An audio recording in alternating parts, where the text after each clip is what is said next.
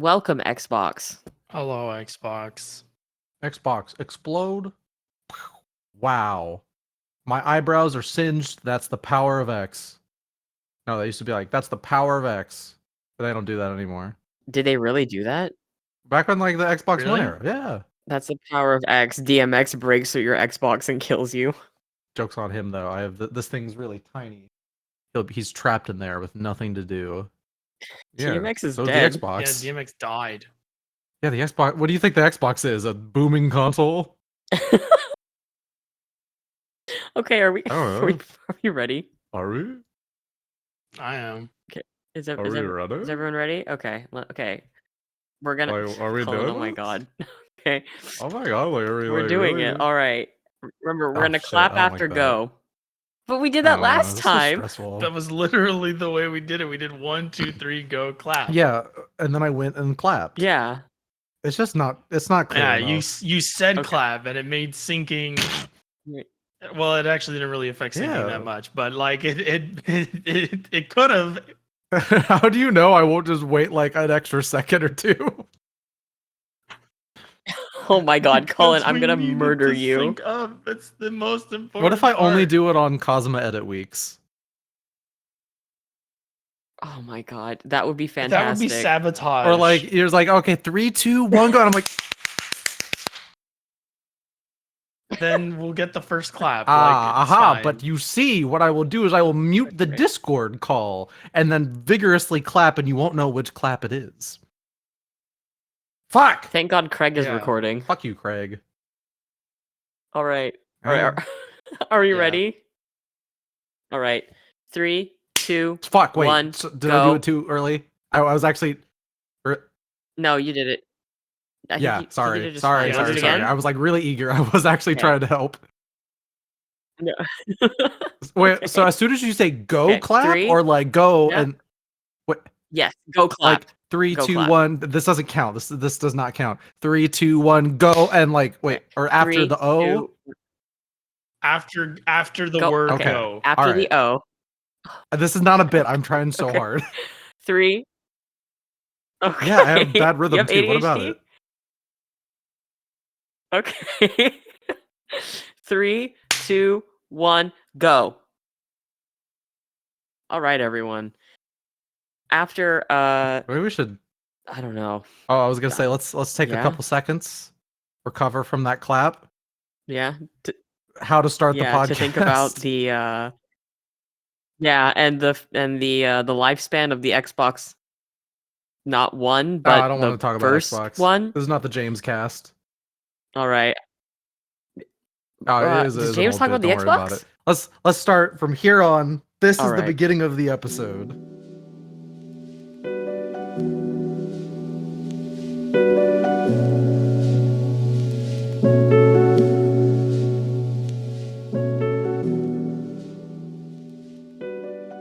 Okay.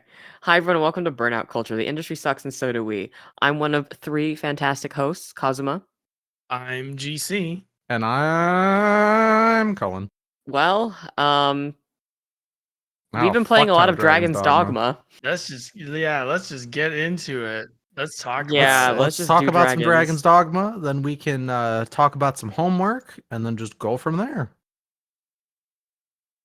Yeah.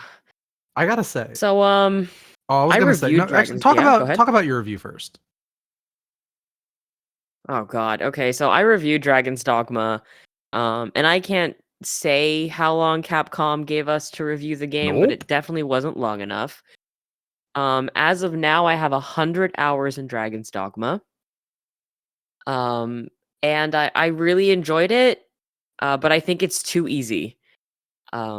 But I could also just be burnt out on the game. I really like how rough that game is, in terms of like how you can just go out there and just get absolutely dive bombed by griffins constantly, which is what happened to me, and just sort of discover quests organically through the world. I think it's a really fantastic game. We'll talk about the microtransaction stuff in a little bit, but I really enjoyed it. I got a early copy as well to help with guides for RPG site. I've played considerably less because I'm lower on the guide totem pole. But As someone who did not initially click with the original Dragon's Dogma, this might be some of the most fun I've had with a game since I was a teenager playing games on my PS3. I'm blown away at how fucking good this game is.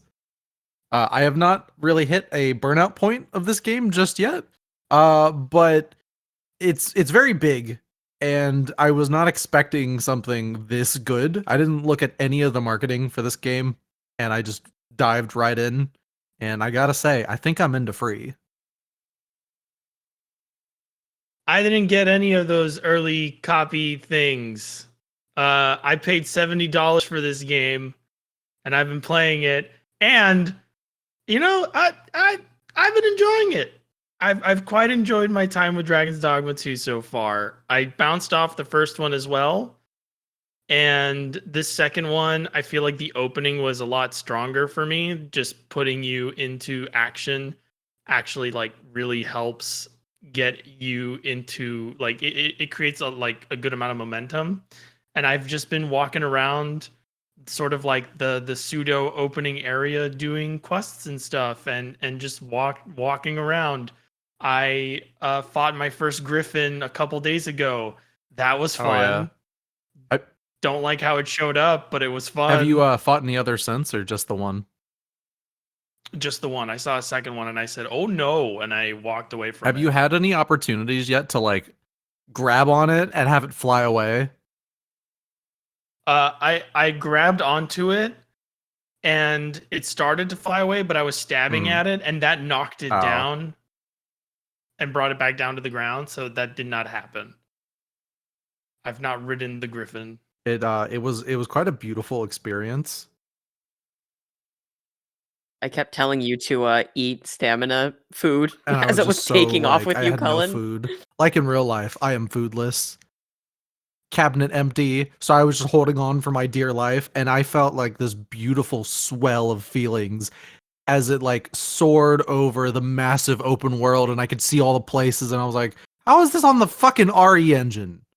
This doesn't make any sense. How is this happening? And then it went down and the frame rate dropped like to 15, and I was like, okay, that's how. I actually what resolution, like what are your settings playing it right now? 1440p. Cullen.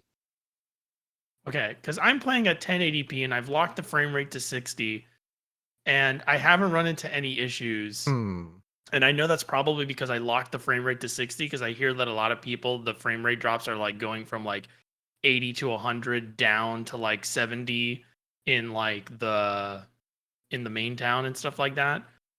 To which I don't like, I'm not usually a stickler about frame rate stuff, so like I probably don't have a horse in this race, but I almost feel like, you know, you could probably play a game at 60. It's probably fine. I tried lowering mine to 1080p, and I didn't notice that much of a difference. I think you have a better CPU than I do, though. That is true. Yeah, for those of you that don't know, it's a very CPU intensive game, and that's what matters Like, more than your GPU. Yeah. So, chat, for extra bit of context, GC not only has a better CPU than me, he has a better GPU than me as well. So what you just witnessed was flexing of the highest degree. I got flexed on. Okay. I got called a broke it's not bitch. Flexing because I'm not running it at higher resolutions. In fact, people will probably yell at me and be like, "You should be playing it at a higher resolution." You don't have to, though. Like, I'm not gonna be a stinky stinker here, but I think it's fine to play it like, what is it, like 1080p, like 60 FPS. Like, can you really see that much of a difference? Probably not. And yeah, GC, like just like you, when I locked it to 60, I What stopped having performance resolution issues. are both of your monitors? Mine is a 1080p monitor. Mine does not go to 1440. So I have a 1440p monitor, and I'm not smart enough to articulate all of like why it does this. But a lot of the times, if I play 1080p games on my 1440p monitor, there's a noticeable like disconnect between the two resolutions. So if you play 1080p on a 1080p monitor, you won't really notice that as much. But I lowered mine to 1080p, and it looked like noticeably worse. Yeah, like everything looked really blown out. So what I did was, and it's working fine. I actually don't care that much about frame rate. I definitely noticed this game has frame drops like crazy, and they're wildly inconsistent at points, but most of the time it works fine.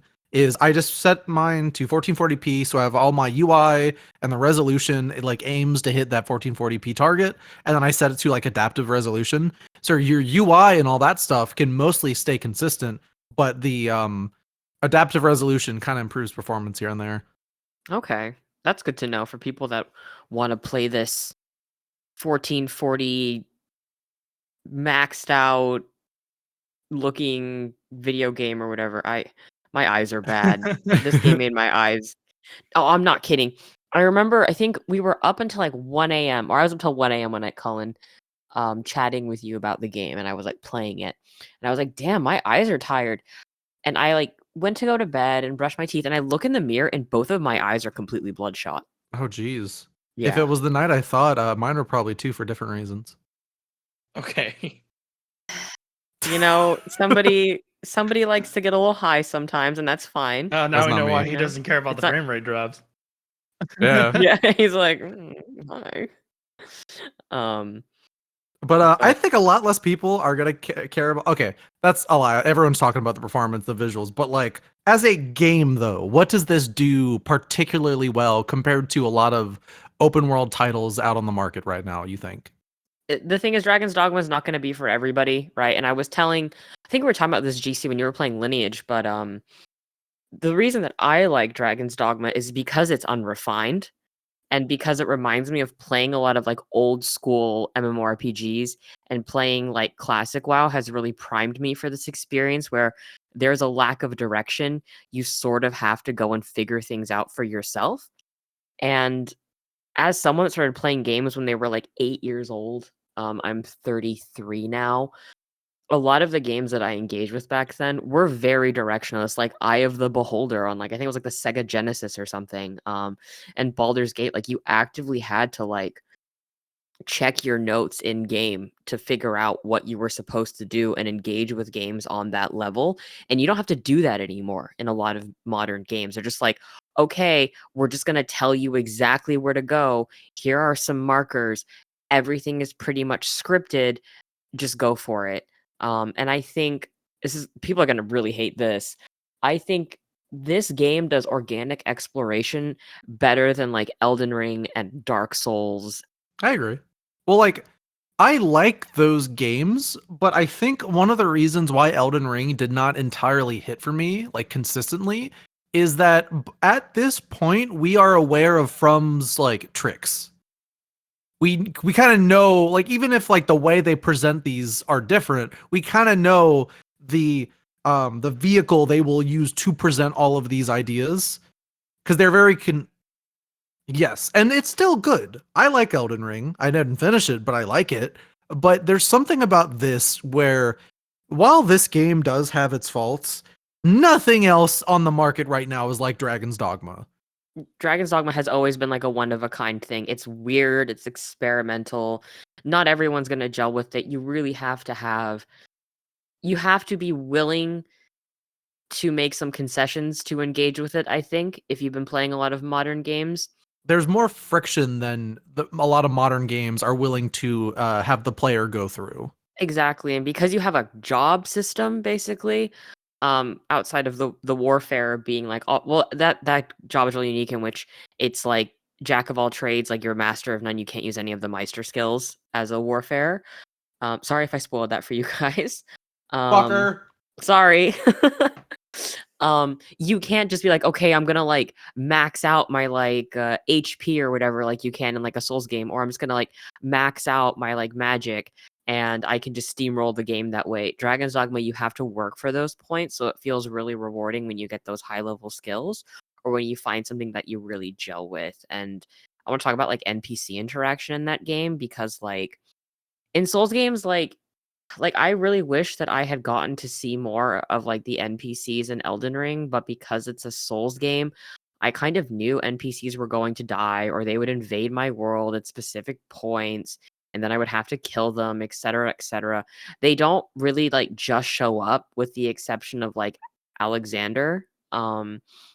And in Dragon's Dogma, I'll be like walking somewhere and then I'll see an NPC I met and they'll just like talk to me or ask me to escort them somewhere.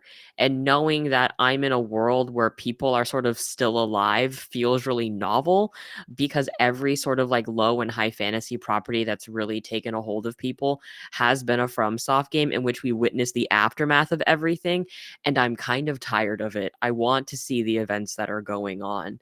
I don't need to be the main character. I don't really care about any of that. You want to be a part of history. You don't want to observe it posthumously. That's one of the things I really think is so interesting about this. Even though you are playing as like the special man or like you're the special arisen and no one else is like you really don't feel like a protagonist. Like consequence and like random shit can just happen and just completely fuck up your plans. Like you are special, but you really don't feel like you have that much of an edge over like most normal people. And you have to go through a lot of bullshit, which I absolutely adore. Like there's this quest early on where I had to like escort this boy from a cave back to a town nearby, and in between those two spots is a place where a griffin often hangs out. And it's like figure it out. Like if you're unlucky, that griffin will come in and probably eat that little boy. Fucking deal with it. I also say I like the political intrigue because I know you love 16, Cullen. 16 really left me wanting in that regard. Like when they were like, this is like inspired by like Game of Thrones and Final Fantasy Tactics and Evil East. I was like, ooh, hell yeah, hell yeah. But it had like no political intrigue, whereas like there's a lot of political intrigue that you can interact with in Dragon's Dogma. It's all very optional. I'm not going to spoil it for Cullen, so if he gets there, he can be shocked by some stuff. Yeah, I'm 25 hours in and I've barely touched the main quest, so it'll be a minute. I think I was like 30 plus hours in before I started engaging with the main story because I talked to like this one guy and I misread what he said. He said, if you choose to do this, aught will change. And I was like, oh shit, this is the point of no return. It wasn't. He was like, if you choose to do this, nothing's really going to change. Don't worry about it. I also kind of want to talk about on the comparison to the Souls games. One thing that I've really enjoyed about Dragon's Dogma 2 that I feel it does, I think it might do it better than the Souls games do it, is the sort of community elements to it. Where in Dark Souls you have messages that can be written on the ground and people sort of in like they talk to each other about the game and they discover secrets that way. Whereas in Dragon's Dogma 2, it's a little more I don't know if this is the right word for it, but it's a little more diegetic with the pawn system where you will recruit somebody else's pawn, and if that player has found a treasure chest or if that player knows the quest line or has done the quest line with their pawn, then their pawn will go, hey man, by the way, my master did this not too long ago, and I can kind of show you how to get to this place if you need help getting to this place. And if you don't want their help, you can turn it off, which I think was really cool. You just tell the pawn, come to me or whatever, and the pawn will be like, okay, whatever, we'll just do it your way. Or like if the pawn knows where the chest is, it'll mark it on your map, and then you still have to figure out how to get to the chest because a lot of the chests are positioned in such a way that there's like a little puzzle to solve, like a little platforming thing to do to get to it or whatever. But I really thought that was I really think the pawn system is super unique and special, and I don't think any other game has done it before, and I don't think any other game will get close to doing what the pawn system does. And yeah, like Was it you that really was dig teaching that. their pawns to throw things into the water, GC? Was that you? Yeah, that was also me. I'm teaching my pawns to grab goblins Can and you throw guys them off explain that cliffs. so people understand like how good the AI is in this game? Yeah, absolutely. But first I'd like to say, what's the significance of throwing things in the water? Glad you asked, listener. Dragon's Dogma takes place in a hell dimension where if anything touches, like, I'd say knee-deep water, red hands come from the depths and pull you in and kill you. So it's a totally viable strategy. Just chuck a guy like a enemy out in the field and just toss him in there and just kill them immediately. And if you do that enough, your pawns will be like, oh. Because you see, pawns in this game learn depending on what their masters do. So the more you do specific actions, the more likely your pawn is going to do it. One of the cool things that I saw was that my pawn learned to throw out rotten food from its inventory because I started doing that, which makes me think that the game is full of flags, like built in, for a bunch of different actions that players can do that will teach the pawn to mimic the behavior. Funny you mentioned that because like one of the pawns that I recruited started learning that I liked to make a specific kind of healing item, and because I have that one passive, they only started making that specific healing item whenever my stuff would come into my inventory. See, as someone who Unga Bunga runs at the monster, kills it, does not use healing items, does not craft, that's all my pawn does. It just picks things up and it throws them and it kills. But to kind of go back to what you were saying, GC, that's actually one of the things I really like, the fact that if you get a pawn from like a player who has already done something, they can actually like guide you towards what to do. And this is really important for a game with as vague of quests as Dragon's Dogma. Like, for example, one of the earliest NPCs you'll find in the game, I won't say who, like basically vanishes from their town, like in the middle of the night. And then the quest is just find them. It doesn't give you any like pointers on where to go. It just says go find where they are. But immediately one of the pawns I had was like, "Hey, do you want me to just like take you there?" And it took like 2 days to walk there. But yeah, there's like follow me, and I was like, "Yeah, I'm not gonna find this any other way, so go for it." And I think one of the important things is that even though the pawn knows where to go, you still have to get there in one piece. Yes. You still have to fight everything on your way there. You still have to survive long enough. So it turns into this Lord of the Rings-esque adventure where you are being led around by Gollum as he like walks you towards the mountain or whatever the fuck you're going to. And you're Frodo and your other pawns are Samwise. And it becomes a little like journey, and I like that a lot. I like that the helper elements of the game don't reduce it to another checklist like thing on the list to check off. Like it's still a whole ass activity that you have to do. You're just being given a slight push in the right direction. Yeah, it's I'm running out of like, I guess words to describe how fucking cool this game is. I just want to play it. Like, that's the thing. I just like, I've been basically exclusively thinking about Dragon's Dogma for like a couple weeks now. And I feel like as soon as we're done with this podcast, I'm just going to play more Dragon's Dogma. But what about Unicorn Overlord, Cullen? Hey, how about homework first? Do we have anything more to say about Dragon's Dogma before we? Well, okay, I will say one story. You were talking about the water, right?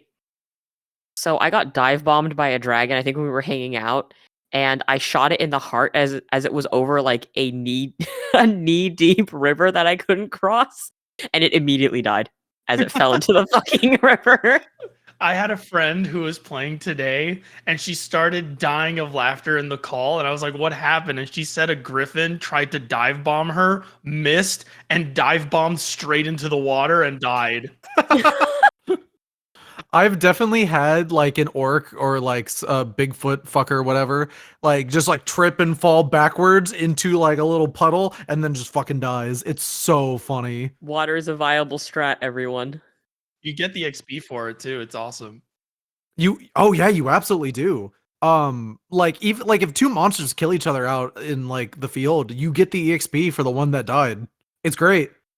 I saw this clip on Twitter where like wolves like grabbed this guy and ran around with him, and his pawn couldn't do anything. So over and over, the wolves would just like run around, trip into the water, bring him with, and then they'd respawn, and the wolf would grab him again. And it's like, oh my god, this is like, I love games like this that are like sandboxes for just situations to happen. But what about Dragon's Plague? Did you guys ever get Dragon's Plague?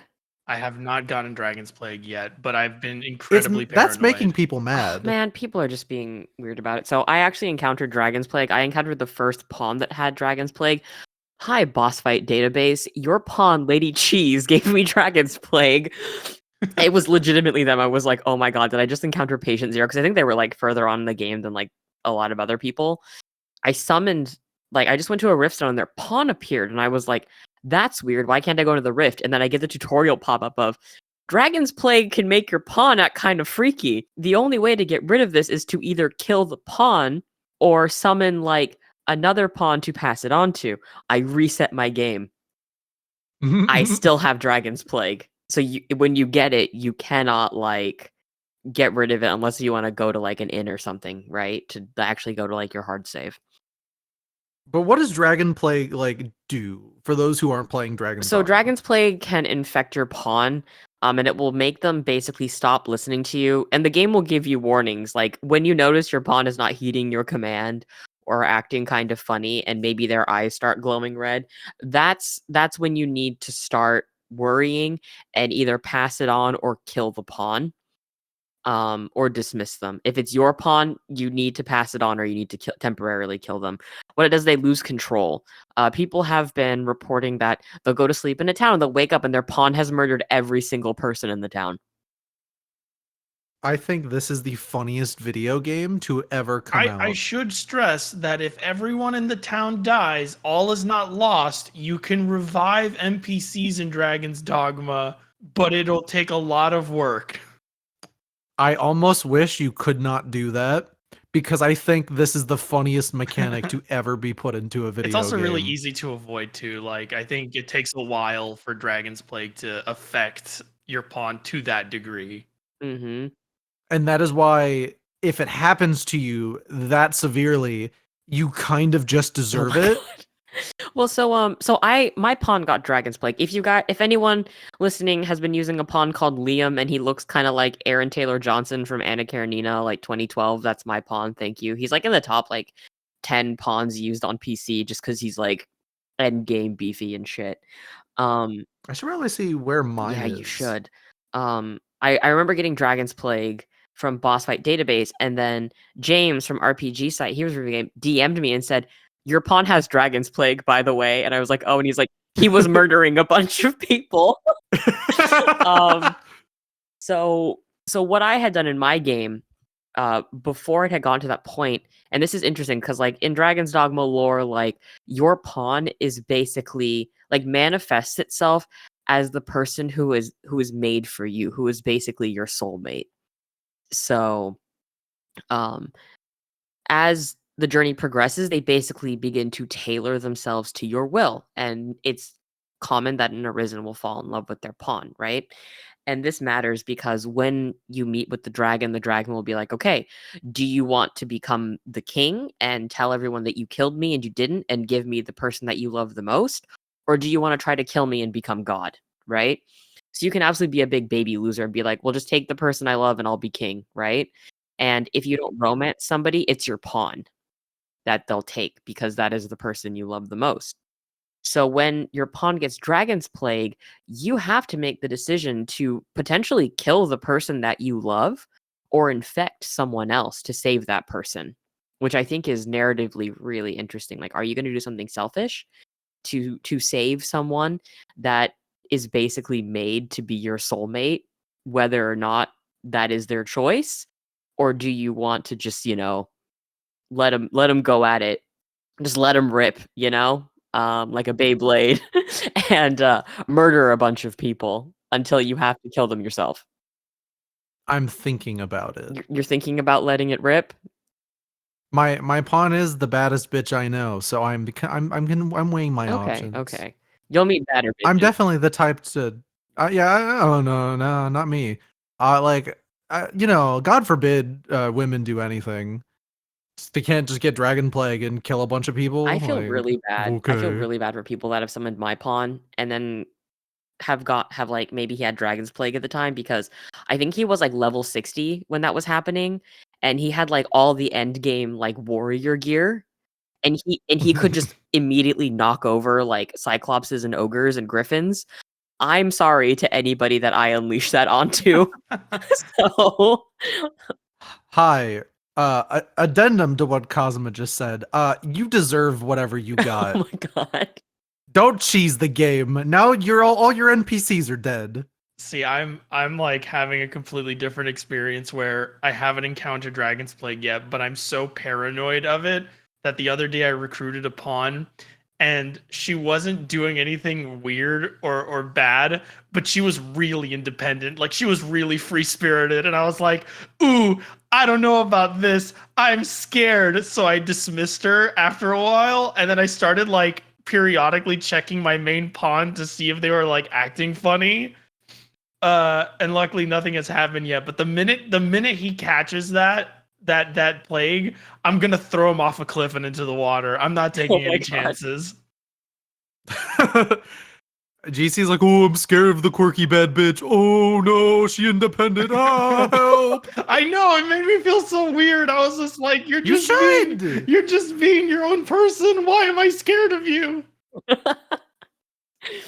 Oh man, yeah. Oh, Dragon's Dogma 2 is a good game. And we could talk about the microtransaction stuff, but I feel like it really wouldn't be worth it because like Capcom has had microtransactions like this since like Devil May Cry 4. Yeah. And like it's really hard to get to these microtransactions anyway. You actually need to go to like the Steam store and then go to the specific page for it because there is no like buy currency fucking tab in the game itself. And all the items, Which yeah, is and all the great. items you can get in that store, you can get in the game for free. So Yeah, they're just in-game items that you can buy. It's like a microtransaction for items that are already supplied in the game, and like uh Just Capcom yeah, things. and like some people might argue that it's like, okay, the games, like one of the microtransactions are fast travel stones, right? And I cannot stress this enough. You just kind walk. of, yeah, like Yeah, just you walk. kind of don't, the map is not as big as you think it is. It is really, like, I thought just literally like an hour ago when I was playing, I had to like leave a cave and then walk to the main city, and I was like, oh, that's gonna be such a long walk. It took me 5 minutes. It took me 5 minutes. Like it took me no time at all to do it. And on the way there, I discovered more things. I think the game is kind of built around not having any fast travel in it. I think it's a little dishonest to be like, oh, they're trying to sell you fast travel through microtransactions. I don't think that's correct, you know? Yeah. Just because a game is inconvenient and expects you to engage with it on its own terms doesn't mean that it's like trying to prey on you. Just don't buy the item. Yeah, Yeah, just please do not buy the microtransactions. Like it you like one, you really don't have to. Like in almost any game, you do not need to buy the microtransactions at all. But in this one in particular, just don't buy them.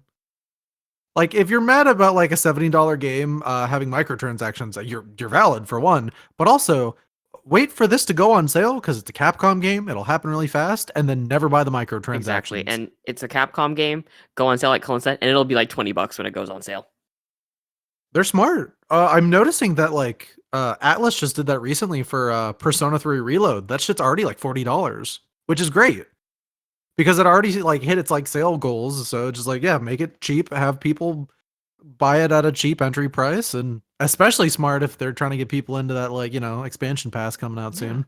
But other than you, Cullen, playing Unicorn Overlord, what's some other stuff that you guys have like played this week before we no, do you want to do homework then notable media? Okay. Yeah, let's do some God. homework Okay, first. can I just say Floigan Bros? I don't fucking understand. Now, as our first ever podcast episode, we must say homework is what a teacher gives a student to ensure that they've learned the lessons of the class.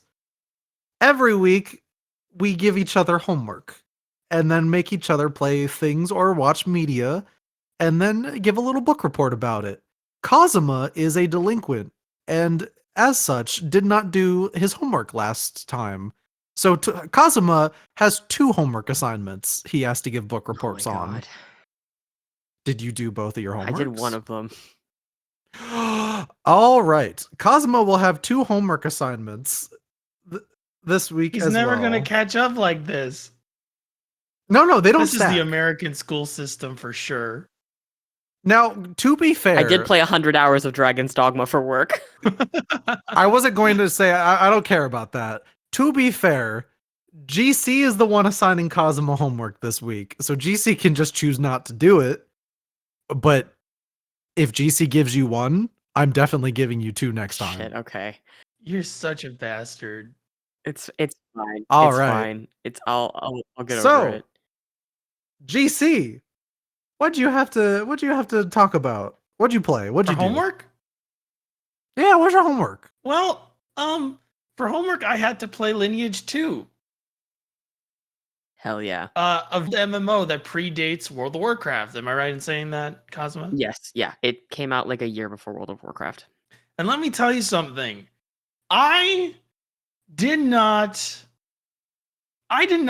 understand how standardized MMOs became after World of Warcraft. Like, I always knew that World of Warcraft sort of set they set a new standard for what MMOs would be like, but I did not really truly understand that until I played Lineage 2. Because let me tell you something.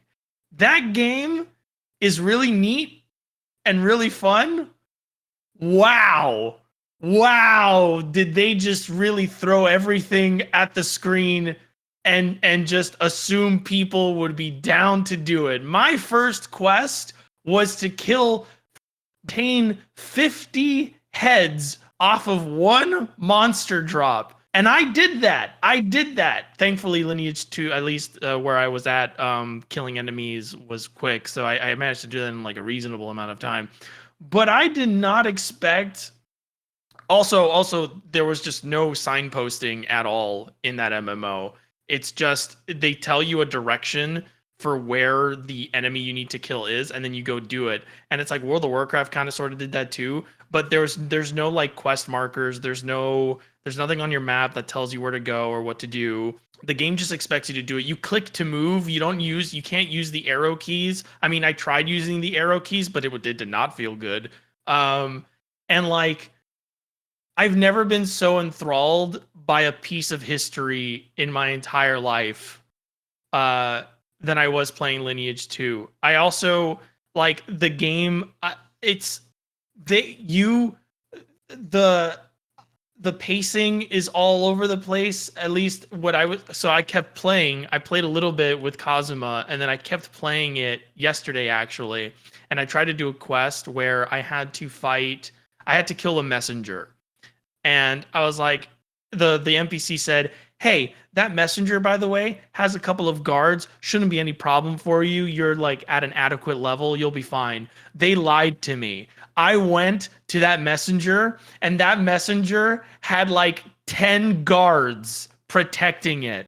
And you're a melee class, so you just can't like kite things. No, I can't kite anything. And good luck kiting anything in a game where you click to move, because you have to click to move and then also click to attack enemies. And there's no like, I'm assuming there's key bindings for it, but it's not like the key bindings aren't ease of use. In World of Warcraft, you hit M to open up your map.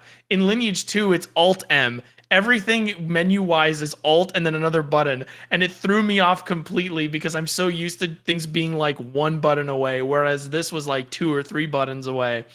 And your hotbar isn't mapped to like 1, 2, 3, 4, 5, 6, 7, 8, 9. It's mapped to the F1, F2, F3, which is such an awkward like thing to do with modern keyboards because your F keys are segmented on modern keyboards nowadays. Anyway, I got completely trounced by that by those bodyguards. And then I said, okay, I think I've played enough Lineage 2 to satisfy my homework requirement. That being said, I kind of want to mess around with it more because I really enjoyed going into an MMO blank and being just thrown into it and just being expected to go grind levels until I hit what I'm assuming is the PvE content with other players. Because like there was also no like direct story at all. Like I didn't know what I was doing and for what reason. And it just like I kept going back and thinking back on World of Warcraft, and I've gained a new appreciation for WoW at the same time as like gaining an appreciation for what an old MMO plays like.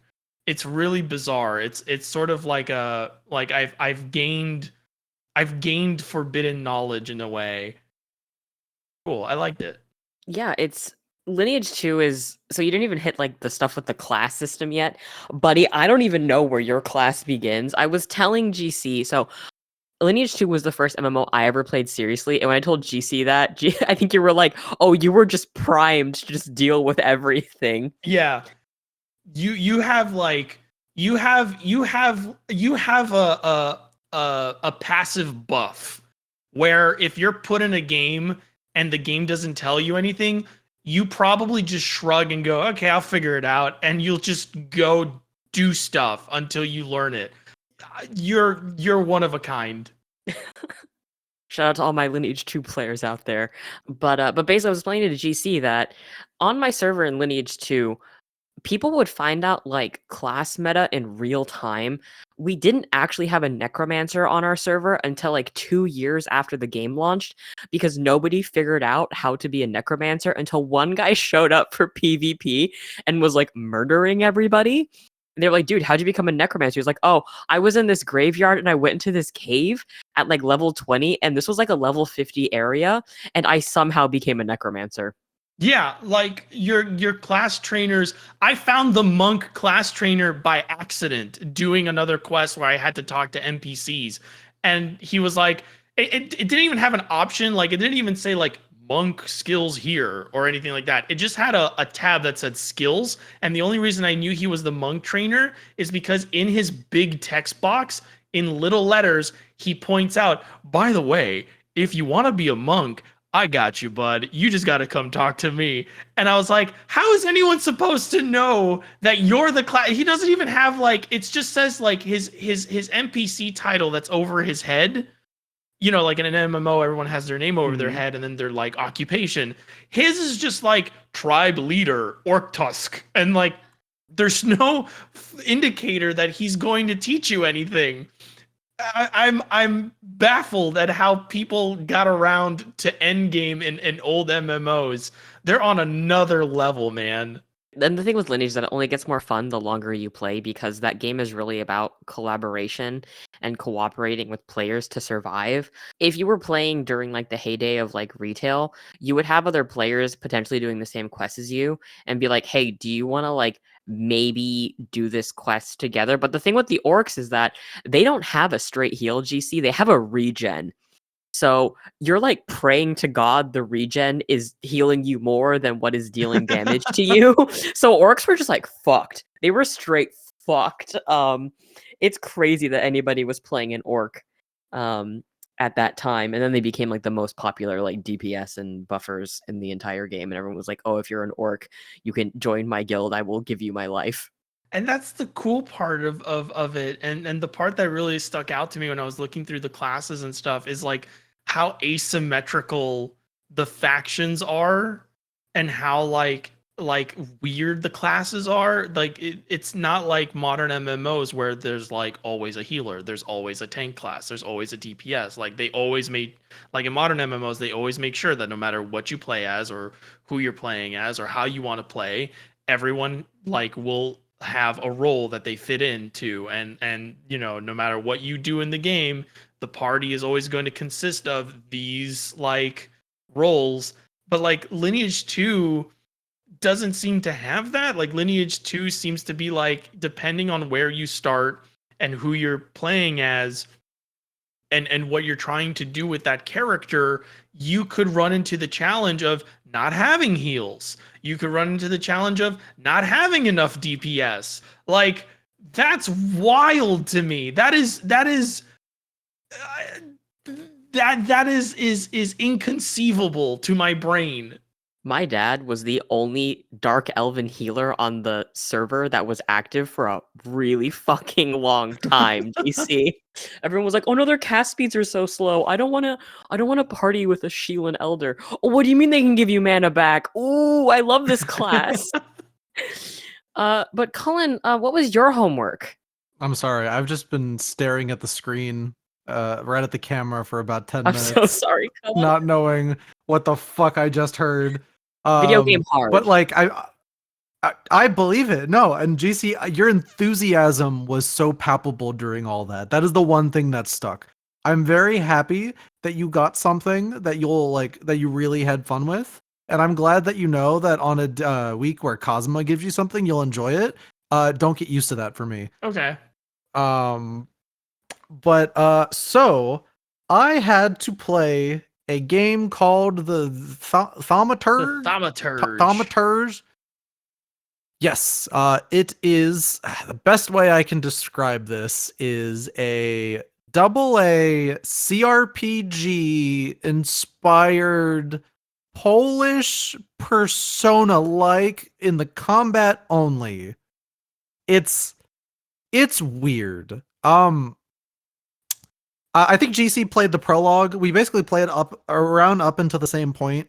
I have no idea about Polish history. That's a bit of a blind spot for me. So a lot of like this kind of went over my head a little bit. But it's very I don't want to say I'm like conflicted about this. I think what I played was good. I just really need to play more to get it like, have it really like sink its teeth into me. So you basically play as this like kind of magician guy who has a like an eldritch horror kind of just hanging around with him, and you like have a little book, like a magic book on like next to you the entire time, and you can use it to like cast spells and manipulate people. So like typically in a CRPG like this, you'll have like, a goal, and you have a lot of different ways you can like go about accomplishing that goal. So one thing I did think was really neat is that there is always a manipulate option where if you learn enough about someone, you can just cast a little spell on your book and then just basically geos them into doing whatever you want them to, which was very funny. But from what I can gather, you're trying to find these things called like flaws, which are also big monster eldritch beings that leech off of bad vibes.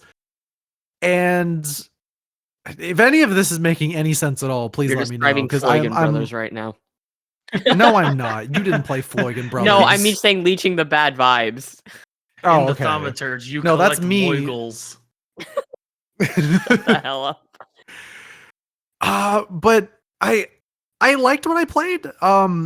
It's a bit too, at least the prologue was a bit too linear for me. I don't really care for the fact that you literally have a button that just points you in the direction of objectives. I thought that was kind of lame. Yeah, I thought it was a little antithetical to what the game was sort of like getting across, where a part of the big gameplay element is that you are, as a thaumaturge, you can grab people's belongings and possessions. You can sort of use the energy that's attached to them to like see things. So you have clairvoyance via like possessions and stuff like that. So for instance, if you grab a doll, you can sense the emotions attached to that doll. You can see visions of like something that occurred in the vicinity of that doll or related to the doll. It'll give you like a little paragraph of like feelings or emotions that were tied to that. And from here, as a mystery game, it's pretty effective because you are piecing together what happens in these, like, I don't know if I haven't played far enough to know if there's like cases or not, but it sets itself up as kind of like a mystery where you're trying to figure out like what caused people to do like the different things they do, like in the You're prologue. basically a spirit detective. Yeah, you're pretty much a spirit detective. I will say, I think a lot of the game's story would land a bit better if the voice acting and translation were a bit better. I don't know Polish, but I was at least hoping that I'd find a Polish voice track. But this game only has an English voice track. but the text does not feel like it was originally written for English, and the voice actors do not seem like native English speakers, which is fine. I'm not trying to it's impressive for what it is, but at a lot of points I found it pretty difficult to fully immerse myself in the setting when like the dialogue feels very stilted in a lot of spots. It definitely comes across a little stilted. I also felt that way, where I was like, a lot of this line delivery is kind of awkward, and you can tell that some of the expressions in either, if it was written in a different language at first, like if this is actually translated into English or localized into English, then some of the expressions in whatever language it was written in originally don't come across, like they don't come over into English, like they don't come over in like a, like, yeah, like there's sort of like an awkward, like the way things are phrased are a little strange and stuff like that. And I definitely got that. I got the feeling, the same feeling that I get whenever I hear an expression in Spanish translated directly into English. Like I got that feeling, that sense of like uncanniness from it.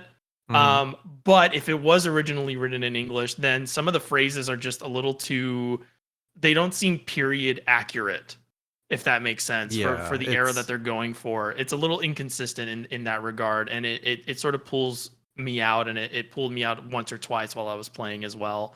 Yeah, I'm not entirely sure if I'll keep playing. I would like to. I think it's respectable that they like put this much effort into this game, and it does feel like with maybe a bit more polish, this could be like one of the next big CRPGs. But also, I really don't care for the combat. I think it has some neat ideas, but I kind of, every time it comes up, I just go, oh, I kind of was getting into like the story and detective stuff. I don't want to have Persona like battles. And I know everyone goes like, oh, turn-based RPG, so it's Persona. No, this does actually kind of feel like it. I don't know if you got those vibes, GC. You definitely get, so it's a turn-based RPG where everyone's on a timer for turns, and your certain actions you can take can delay the timer for your opponents, and different actions take different amounts of time. And you have a stand. You literally have a persona that, not just that, you have several that like take their turns and actions independently of you. So like I totally get the comparison. I don't think the comparison is like one. I don't think it's like, it's like fully there, but I do think sort of like the turn manipulation stuff is certainly very like in that vein. Yeah, you're exploiting weaknesses, you're switching between your different flaws. It's all very like, it's abstracting like all these like concepts in a neat way. I think this game's really cool, and I'm not trying to be like, oh, it's just like lame Persona, I don't like it. No, it's just there are like a couple comparisons, and I'm sure if you ask the people who made the game, they might have played the games and enjoyed them. But I think the battles are fine. I like a lot of what they're doing. It's neat that a game trying to be this like realistic with its graphics is doing a combat system like this. That disconnect is a very consistent experience, because you feel a bit uncomfortable the entire time you're playing a game like this, which I think adds something. I have not played enough to know if this goes anywhere or like how things expand from here. Like I just got to Warsaw where the game actually starts. But I've already noticed, like, I think the way it handles consequence, at least right away, is a bit weird. Like there's this scene pretty early on where you are like, you get to Warsaw and you go outside, and there's like this political figure who's out there. It is like, let's kill all the protesters, and you need to decide if you're gonna like stand with the protesters, if you're gonna rat them out, or if you're gonna rat out this other girl that you just met. And I thought that was neat. But I decided to join with the protesters because I read online that it's like, oh, you're going to have to deal with a lot of like really hard battles, because I didn't want to throw the protesters under the bus and I didn't want to throw the lady under the bus. So I was like, well, fuck it. I guess I will help the protesters fight a bunch of cops. And I did that. and I beat all the cops, and it was pretty fun. And then they immediately play a cutscene where the cops just swarm me and then hit me, and then the like status quo kind of gets reset because you're let out of jail immediately Oh. right after. And I was like, and I'm hoping that later down the line that there might be a scene where it's like, oh, we have your mugshot, so now because of this, where something's gonna come back to get you later. Yeah, and I was like, that would be, if the game continues at this pace and is interesting, that might be a fun debuff for a playthrough like this. I about the combat stuff and like the way it's handling these sorts of things, I think that the comparison to make is Disco Elysium, because I believe that the game, it's the Steam page itself makes that comparison. I don't remember, but I remember that game being recommended to me because of Disco Elysium. Okay, so Disco Elysium doesn't really have combat. That's what I was gonna say. Is that that game doesn't have combat, and I feel like what this is trying to do is trying to like do something in the vein of Disco Elysium, but actually have like an actual combat system attached to it. And I'll be I'll have my hot take. I actually don't really care for CRPG combat in general, so it's another thing against this one, just for my personal enjoyment, because I get to these like I'm the battles are so infrequent enough where I am really like, any point where I start to get engaged in the story, immediately it's pulled away with some like boss battle against a super giant evil demon monster, and I'm like, oh, okay. it's almost like It's almost like it's two different games put together. Yeah. And like I kind of feel that after doing some of the combat, because I also played up to Warsaw, and I only got to leaving the train after getting to Warsaw. I didn't play anything else after that, so I just did the prologue exclusively. And even through the combat, I was like, this combat is kind of like it's fine, but it's not really adding to my experience, and it's somewhat taking away from it, because I spent all this time like exploring and upgrading my things in such a way that I could find. So you can upgrade your character's body, mind, will, and focus, or something else like that. And what that lets you do is you can ascertain more information from the items that you collect, and that pieces together more information that you can use to solve quests and solve mysteries. And there's a fun like kind of like back and forth between buffing those skills for like the story, where you're running around and you're like exploring and you're solving mysteries, but that also helps you out with the gameplay as well, because by branching those like skill trees, which I wouldn't even call it a tree, it's like 4 distinct lines that don't intersect, you can get new like combat abilities. I don't know if you messed around with this at all, but you can like you get these like buffs that you can use to buff your abilities, but you can like move, like mix and match them. It's not like you spend a buff on like an ability and it's just there forever. I'm pretty sure you can like unequip them and then move it around to other ones based off the situation. Mm-hmm. It's a neat game. Yeah, I think some of the parts don't come together. So far anyway. I know I've played very little of it, but like with these kinds of games, especially like smaller games, you kind of get the picture pretty quickly, I feel. And like so far, I don't think all the pieces are coming. Like the feels like a Dawn sort of edition, as opposed to something that's like more integral to the experience. Like it feels like an aside almost. I feel like the combat system of that kind of game should have been more focused around sort of the way you interact with the environment. Like it should have like maybe dealt with more manipulative aspects, as opposed to just being straight up I punch dudes. And maybe that would have made it more interesting, or more like cohesive with the rest of the game. I will say the first, like after the prologue, when you get in your first battle and you get to play with that new flaw you got, one of the things it can do is actually cast like status ailments on other enemies, which can do like little bits of damage every turn. So it is seeming like it is going to kind of expand out a little bit and be a bit more. I just have to see where it goes.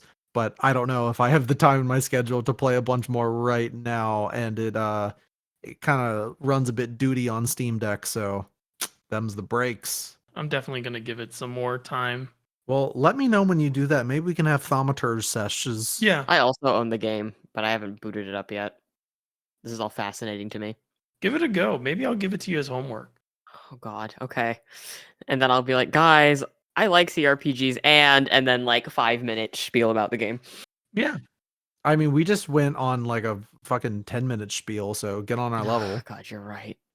Actually, get on a different level. Floig us right Okay, so Cullen assigned me Floigan Bros and Baroque, and I don't know why I decided to do Floigan Bros and then not do Baroque, but as established on our first episode, I had already played Baroque as a child. Which is wild, because you could have lied to us. You could have just said, yeah, I played Baroque, and then just like No. said a bunch of bullshit memories, and I would No. have had to believe you, because I wouldn't have remembered that much about Baroque.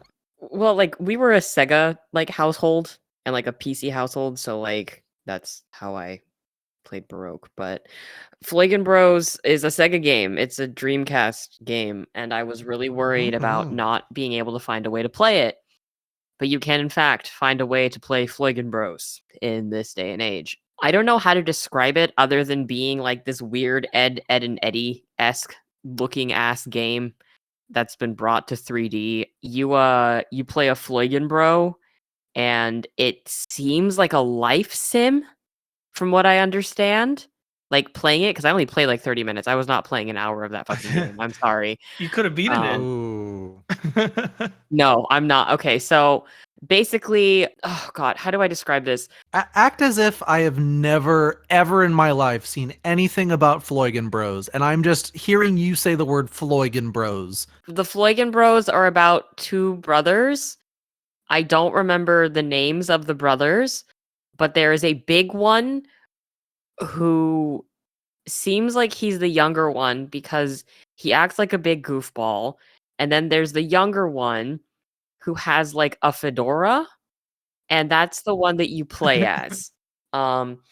Different actions are assigned to your face buttons, but they're never the same actions. They are always different actions. The first thing you do in that game is you like talk to your brother, and he wants you to get sugar for him because sugar makes cookies taste good. Just remember this. Sugar makes cookies taste good. Oh man, I want some cookies now. It's actually salt, but whatever. That is true. One time I tried to make cookies without salt, and it was really disgusting. I was also 12. So you give him the sugar, and you're like, okay, so this is going to be sort of like a fetch quest adventure, right? Like, you're going to get these things for your brother, and you're going to Floigan, or whatever the hell they do. No, you have to play mini games with your brother. Like, you have to play high five with him, or like high 10 or something. I don't understand the reason for any of this, or like bribing him in like mini games to do things for you. From what I understand, you can like be mean to your brother, which I would never do because I feel bad being mean to anything in a game, like anything at all. But will I make bad choices in Dragon Age? Absolutely. Cullen, I spent like 10 minutes trying to play high five with my Floigan brother. Because he just wanted to keep playing high five. I don't understand. I don't know what this game is about. I did pull up what the studio has done after Floigan Brothers. Take a guess, Cullen. Oh, I have no idea. I've never played Floigan Bros. I actually knew nothing about Floigan Bros before I assigned it to you. They make the NBA 2K games now. Oh, good for them.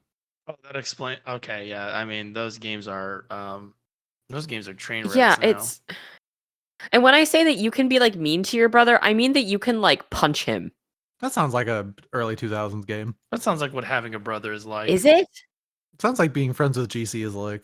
My brother and I used to fight all the time. Yeah. Yeah, but that's my experience with Floigan Bros is getting sugar because cookies taste good, bribing him in a mini game, and playing high 5 and high 10 with him for like 10 minutes.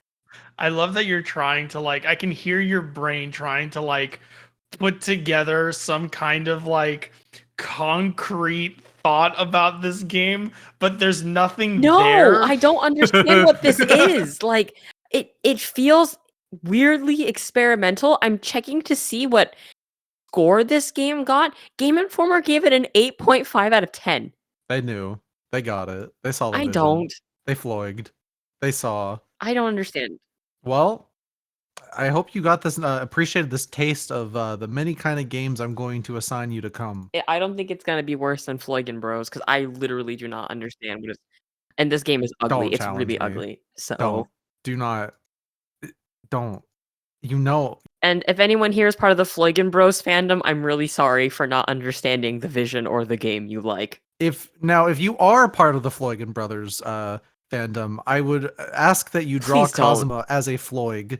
Draw Kazuma and GC as Floigan Brothers OCs. You know, that game was going to have online multiplayer, and you were going to be able to trade moigles between players. Talk about moigles. I don't know what moigles Kazuma are. did not mention that. Yeah, you'd be able to trade moigles. Moigel is your brother. Trade Yeah. brothers? You'd be able to trade brothers. It's like the pawn system in Dragon's Wow. Dogma. How you treat Oh your my brother actually will affect what that brother is like when he goes to other games. Do you think Itsuno played Floigan Brothers? Yes, he was like, I'm never topping this. This is the best game ever. And then he made Devil May Cry 3, which is also about brothers. And then he was like, I still haven't topped it. Nothing as good as Floigan Brothers. I'd love it if, like, when they were interviewing Itsuno for, like, Dragon's Dogma 2, and he's like, well, what do you think about your career after this? He's like, I think Dragon's Dogma 2 is shit because it's not as good as Floigan Brothers. He releases Dragon's Dogma, and he's like, why isn't this working?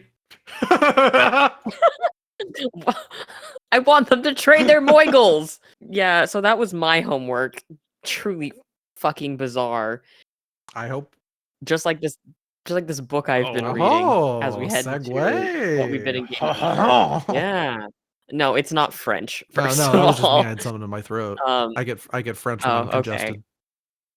All right, we got to play Valorant together. You can get real French. No, in I that don't want to game. be toxic. I'm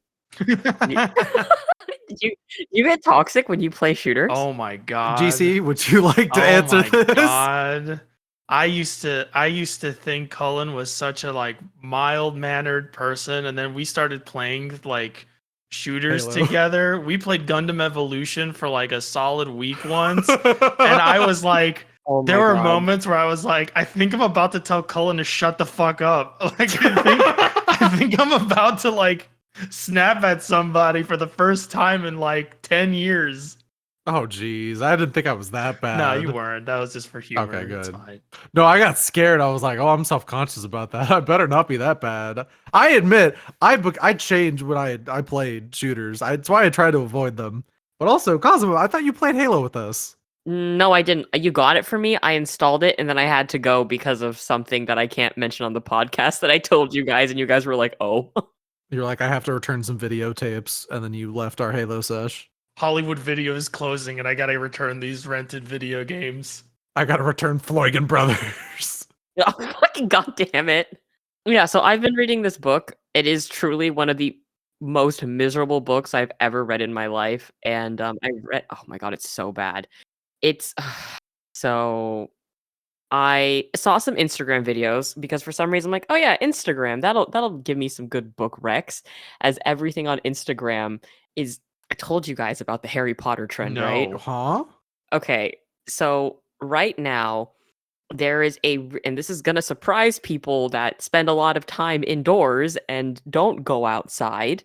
So TikTok and Instagram have sort of like created, this like mutual coexistence of like they feed off of each other and create content. I swear to God, this is gonna like go to this book I'm reading. And Book Talk has become really fascinated with the Marauders era of Harry Potter stuff. I can't tell you what that's about because I don't like Harry Potter. Like I don't fucking understand any of this. I don't know what it is, but I recognize the cultural significance of this thing that when I see it in the wild, I know what Can it I is. say, since right? this is our first episode, Yeah. just to like, set the ground rules that fuck Harry Potter.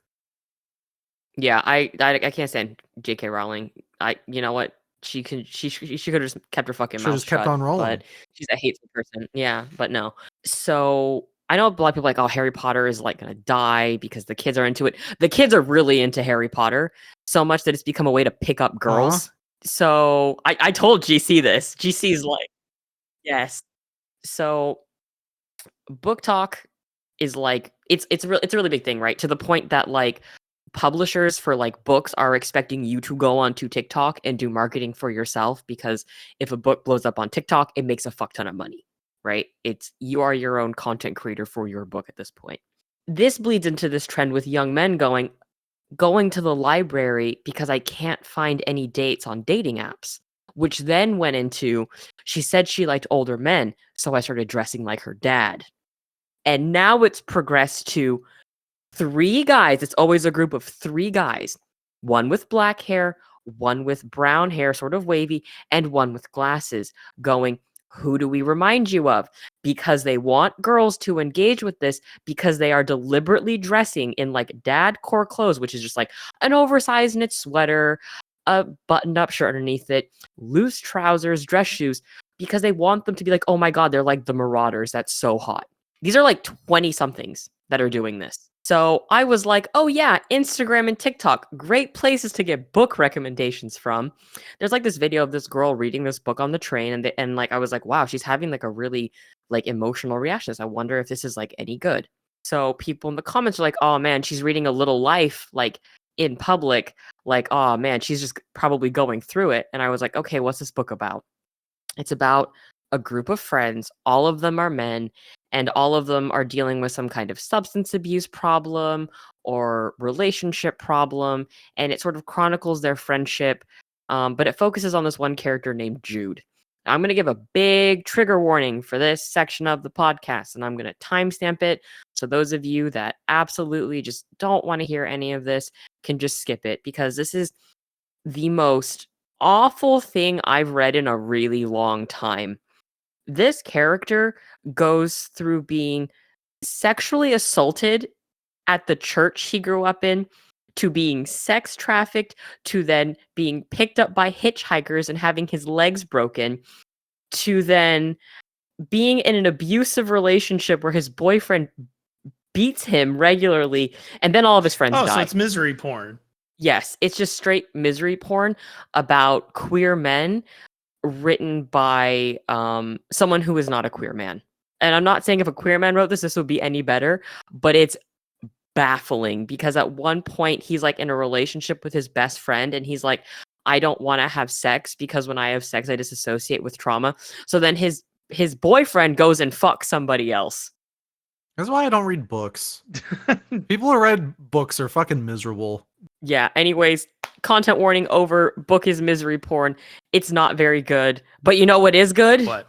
End of Evangelion. Yeah, and that too in X-Men 97. But talk about Evangelion and your theater experience. Oh, I don't have much to talk about. You can talk about X-Men. I'll get to. Oh, X-Men's really good. Do you have anything in particular? Because I haven't seen it. GC, have you seen this?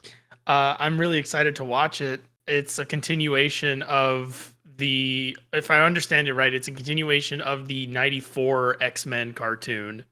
Yes, it is. The opening is exactly the same. I did not grow up with that show. I've heard it's good though. Apparently 97's very good. People are really liking that, which is wild to see that Disney finally has some kind of thing people like. Well, unfortunately, they fired the showrunner shortly before the series was released. So if we get a second season, the quality will probably What? dip. Yeah. What's wrong with them? They don't know what they're doing because they want to please investors, and they're all playing a fake little gambling game in the stock market. Yes. Be normal. You can't be normal when you're trying to get these profit gains. That makes me not want to even watch this. I still think it's worth watching. Just pirate it. I do. Because it's very explicitly like an allegory. Like X-Men has always been an allegory for like the marginalized being maligned by society for being different. But this is like really overt. They're like if you don't understand what the X-Men is, you're going to understand what the X-Men is immediately. Yeah, I saw a clip that was like really, really obvious about it. Oh, with the mutant, the human supremacist beating the shit Yeah. out of Cyclops, basically, yeah, where he's saying like word for word shit like white supremacists say to Mhm. people of color. Yeah. So I think it's fun. I watched the most recent episode, and I thought it was fine, but I appreciate that these episodes have the pacing of old TV, if you know what I mean. Do you see like syndicated TV where it's like it starts itself and then it resolves in the same episode? Yeah, like it doesn't. It's not trying to do like these long winding plots per se. Like every episode has a self-contained story that might push and like it might have like the series might have like a bigger plot going on, but like every episode has like a rising action, climax, conflict resolution, etc. Like, and it's very open and closed, each one. It's very bookended. You're not gonna get, it's not gonna take 10 episodes to get to the conclusion of a subplot. Yeah, so it's great. I like it. And I've been watching a lot of old TV because of it. Like I've started watching X-Men Evolution and I'm really liking that too. X-Men Evolution is so good. Oh, it's really good. The designs are inspired. It's okay. Watching that, I remember as like a kid watching, I was like, oh yeah, I guess people dress like that. And I'm watching it now, I'm like, oh my god, people absolutely fucking dress like that in the 2000s. Oh my god. Cullen, have you seen Evolution? No, I haven't. Well, You well, haven't well. you gotta No. watch the X-Men. The X-Men cartoons are really good. Yeah. I was never an X-Men kid. I Oh. like the this is gonna get me some stares. I like the live action movies. No, I like the live action movies No, those too. are good. Well, and my favorite one is X-Men Origins Wolverine because that's a silly, goofy movie. You can have that because you're a quirked up white boy. I'm a silly, goofy guy. I don't know. There's something about how campy X-Men Origins Wolverine is. Like, if you haven't seen it in a while, like rewatch it. Maybe we should do that. Just rewatch X-Men Origins Wolverine. It's That would a actually fun, be a fun watch. That's yeah, a fun watch. that's the thing. That's everyone's like, it's the biggest insult I've ever seen. It's just a fun watch. Just watch the movie, turn your brain off, and go, Is his bisexual son in it? huh? Logan has a half Japanese bisexual son. I don't think he's in any of the No, live he's not action in he's not in movies. Origins. Oh, that- Origins yeah. doesn't cover his trip to Japan. Okay. But the other Wolverine movie does cover Oh his shit! trip to Oh, Japan. Origins. I was like, Colin, are you really gonna fucking make me watch that shit with the fucking samurai? Says no. Origins is fun. Origins is dumb. I love Yeah. it. Yeah, yeah. I I was sitting here like, I'm going to see Wolverine use a katana, aren't I? But no. the one where he goes to Japan, I think that movie's all right. It's a fun action flick, and I don't put that much more value into it than that. I haven't seen Logan. Apparently, everyone thinks Logan's a really good movie. It's just like a sad dad film. Yeah, I on occasion can enjoy my sad dad films. But I have not been in the mood for that since that movie came out, so I doubt I will ever watch it. But no, I was more of a Batman kid growing up. Batman Beyond. Batman Beyond, that's my shit. That is literally like my favorite animated superhero movie. Movie. Well, technically it counts as a movie, but like favorite animated superhero property like ever. Same. I think it's the best. Terry think they should McGinnis is bring it my back. boy. I think don't there know should if be a I Batman trust Beyond them. game. There should be a Okay, Batman Beyond game. Game maybe. I was gonna say I don't know if I trust them to bring it back, and not Warner Discovery right now. Fair enough. Do you want to know why I hate DC Comics? And it's literally because so like New 52 was just dog shit. They had that Batman Beyond comic going, and they like character assassinate Terry so hard and then murder his ass. And every time they're like, "Oh yeah, the Batman of the future," like, "Oh yeah, Damian Wayne," and I'm like, "I guess they just fucking hate Terry. I guess he just doesn't exist. They just literally killed him and like erased him." I mean, He's you know about that because I don't read comics, but I know of where they take his character in like that Justice League show, and I think that's fucking dog shit. No, that's way better than what they did in the comics. Jeez, okay. It's way better. Like honestly, like I'm like, man, I'd love to see more shit. I'm like, no, I'm glad he's dead. I'm glad he's dead. They can't fucking like ruin him anymore because it was real bad. God damn. All right. Good thing I don't read Yeah. comics then. I read the Long Halloween and its sequel thing like Mhm. a couple months back, and I thought those were pretty good, and I almost started reading like comics, and then I went, "Oh, I don't want to do this." And then I didn't. Yeah, the thing Don't about do it. comics is you gotta pick up the runs made by like there's like good runs of comics and then there's bad runs of comics, and like you gotta read the good runs and then you can ignore all the bad stuff. And then whenever you read a part of a comic book that says, If you want to know more about this, read this issue from this series from this character. You can just not do that and save yourself the trouble and just keep reading the good run of the thing you like, and then that's it. And then once it gets bad, you stop. I can give you some recommendations. Yeah, I'd take some. I would trust GC's recommendations. Yeah. I would just treat comics like everybody's writing fanfic. Oh, They're just yeah. getting paid to write fanfic, 100%. and they're loosely using the bones of a character. I thought what was really funny, and by funny I mean I can't believe they did this. They let Max Landis basically write a superhero run where he becomes like a white supremacist. Max Landis becomes a white supremacist? No, He Superman. wasn't already one? Oh my god, I don't know what the fuck he's up to. I I don't just know know what he's into blonde. either. The joke was just right there and I went for it. But yeah, see, I'm always in a constant state of suffering because I'm a Deathstroke fan as a surprise to literally nobody. Yeah, yeah, GC. Does that shock you? Probably No. not. Looks at Yeah. camera. I like Deathstroke, and every single run he gets, it's always when someone's like, I don't fucking like this character. I just got paid to write a run. And I'm really surprised nobody has done a Deathstroke run that is like No More Heroes, where it's a bunch of fucking assassins having to fucking duke it out. I should replay To be No More number one. Heroes. No That More would be really Heroes is sick for so Deathstroke cool. too. And he's like old, right? So he's like, oh shit, I don't want to compete this year, but I gotta. Yeah. I think Travis Touchdown should show up in just like a comic. Like you should just walk into like a fucking Deadpool comic or something and then just kill Deadpool. I'm sure they've done it. I'm sure they've done like a Travis Touchdown, like Inspired character. yeah. No, but I want showed up as him. an Easter egg or something. If there's Oh. one character to break the fourth wall and enter like other like fiction, it's definitely Travis Touchdown. If you like silly goofy shit in comics and you like sort of like if you enjoy Batman, I would recommend to you the Grant Morrison run of Batman, Cullen. Because what Grant Morrison does is he picks up the character and he takes all of the stuff the character has been in and he makes it all canon. Ooh. And he finds ways to like make even the goofy like Adam West Batman canon to the history of Batman. Oh, I've heard about this. Yeah, I haven't read it. I bought the omnibus for it, like the first omnibus for it, and I've read a little bit of it. I haven't really gotten too far into it, but I had that series recommended to me by every single comic book fan I know. Yeah, no, I might check out some more comics. I think I pretty much just stopped at The Long Halloween and Dark Victory. And I thought Dark Victory was good, but not as good as Long Halloween.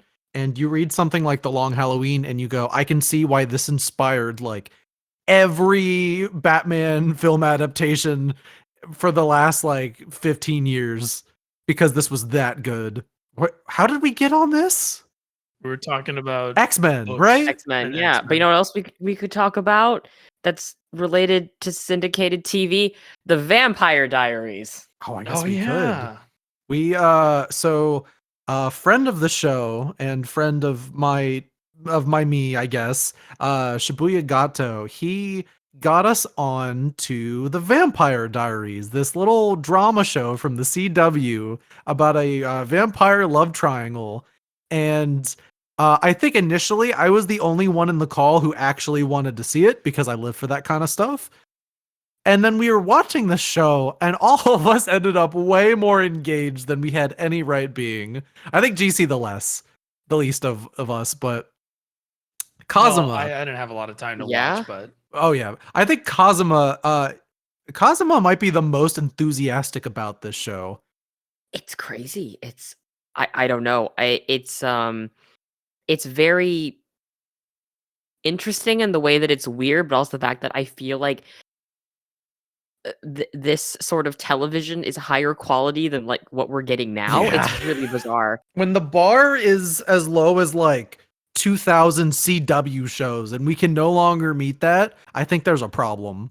Yes. It's interesting because the Vampire Diaries, it doesn't pretend to be anything other than what it is. And it's just like a telenovela for like White 15-year-old white girls. Yeah. And I love it. I love it. Oh yeah, it's so good. Like Damon, I'm Team Damon. I think we should maybe save a more in-depth conversation on this fucking show for when we see more.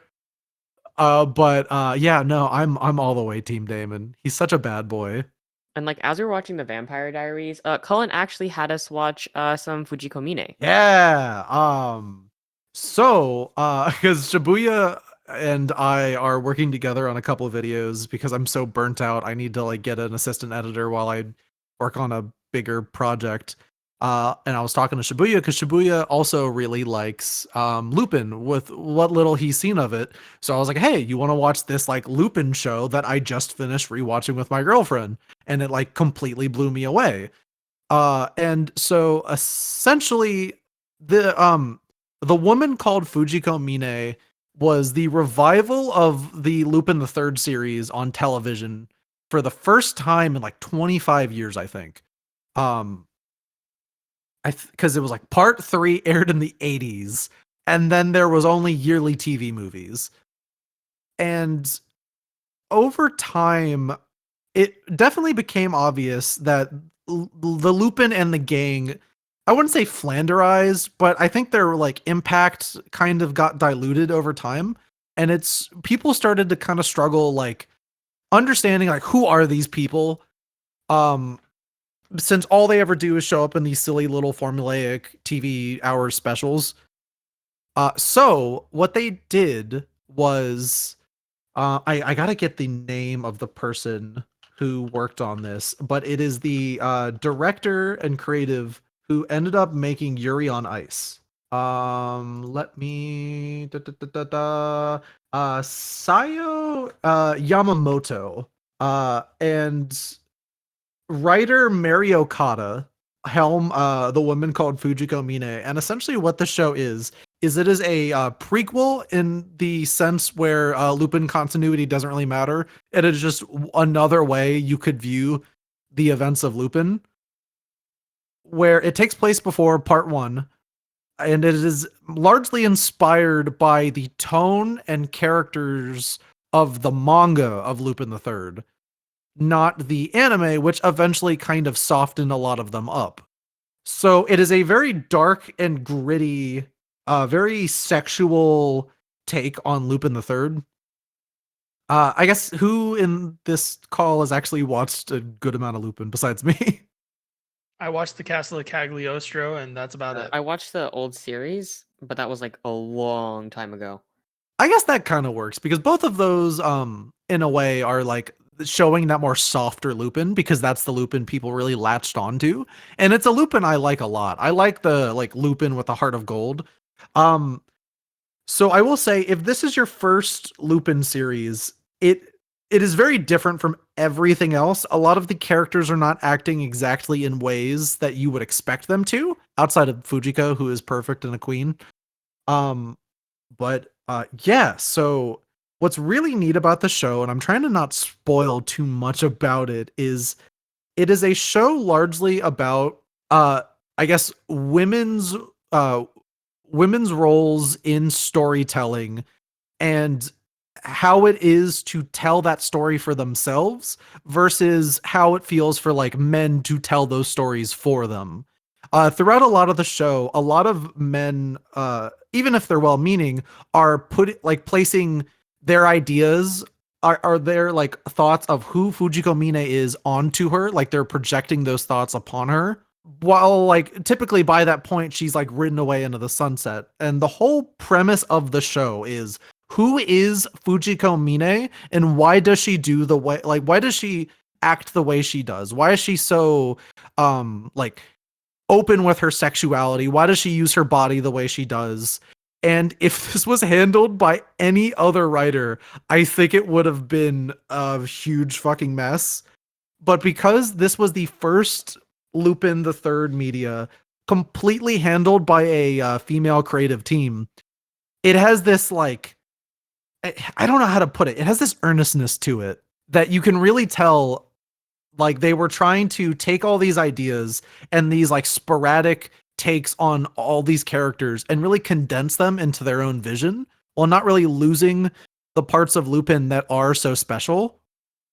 It's really cool. I always loved the show for like years. It was one of my favorites. It was my introduction to Lupin. I watched it when I was like a freshman in college. And I finally just decided, okay, I want to I want to just buy the Blu-ray before it goes out of print or whatever. So I grabbed that and I was like, hey, I talked to my girlfriend. I was like, hey, I don't know if this show holds up anymore, but I really want to rewatch this, and I'd like to show you this thing that meant so much to me. And if it's not as good as I remember it being, then it's whatever. But it'd be cool to like watch that important thing that meant so much to me with someone I care about. So we watched it over a period of a couple months. It's just because we were like busy. It's a 12, 13 episode show. You can blast through it pretty quick. And I was kind of just blown away at how thoughtful it is about like coming to the conclusion of who Fujiko Mine is as a character. And there's a lot of really interesting diversions that almost make you believe the show is worse than it is. Because the show does deal a lot with trauma and using trauma as a, not exactly an excuse, but a reason on why people act in the way they do. And they approach this from a lot of different perspectives. I don't think the show is perfect. There is a kind of contentious depiction of a gay man that there's like, you could argue in a lot of different ways, like what this means. And I'm still trying to piece together exactly how I feel about that. Like not everything is held up as much as other aspects, I think, but it's a 2012 show. So I'm not saying like I forgive it entirely, but I definitely think the aspects in which it shines do so to a level which I really feel like I have not seen from a lot of like modern anime, especially in the ways in which it tells a female-centric story, especially if one that is trying so much to be as like is trying to discuss like female like sexuality and their autonomy on their own bodies and all that stuff. And it's so interesting to see Fujiko like have people like all these different characters try to undermine her and see her always like come away with a better grasp on the situation, but still feel like a completely real character. So I will be watching more of that immediately. Like after like I already rewatched it, and I'll probably do a whole other rewatch because I absolutely love the show, and I want to try to write like something short about it to put on YouTube. But outside of that, I watched Evangelion in theaters. I think I'm the only Evangelion fan here. No, I like Evangelion. Oh, okay. Have you seen End of? No, I have not. That is a movie. That is an experience. I have not seen End of Evangelion in a really long time. But I knew it was like always one of like my favorite movies. But for the first time ever, and I talked about this on our last first episode of the show, that they were putting it out on theaters for the first time ever in America. So obviously, as a big Evangelion fan, I wanted to go see it. And I've had a lot of really bad theater experiences in the last year. Because I feel like COVID kind of fucked everybody up in terms of like social etiquette in the theaters. But at this famously bad I don't know if oh, okay. So like when I went to go see the Gurren Lagann movies dubbed, there was a guy sitting next to me who the entire time, every time Yoko showed up on screen and breasted boobily, he would go, "Oh yeah, oh she whipping them out. So they're boinging, sloinging, she floiging on my goigin. Oh yeah," like just that level of fucking would not shut the fuck up. I went to go see Perfect Blue in theaters, and we made the mistake of going to the dub screening. And afterwards, everyone was like talking outside of the theater and was like, "That was a great movie if you hate having fun." So what I'm saying is, if you're going to see an anime movie in theaters, do not watch the dub. Just don't do it. This is not me gatekeeping. This is for your own mental health. I don't know what it is about dub theater audiences versus sub theater audiences, but it's such a different experience. Yeah, they gotta pay attention. And it was wild. Going to see Evangelion, I was like really fucking nervous that someone would do some dumb shit. But outside of like, I think a giggle or two when Shinji did the cum on his hand at the beginning of the movie, everyone just shut up and watched the movie.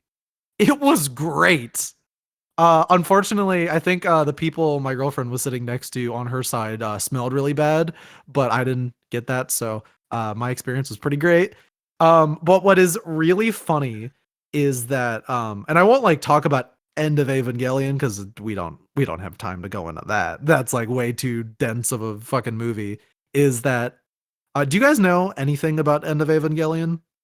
No. No. So the frame Oh, is that the one where he reflects all that shit at the end of the movie, like all the yeah, hate and everything? yeah. Okay, okay, I know that. Yeah. So but like what I'm mostly getting at is the framing of End of Evangelion is an alternate take on the last two episodes of the show.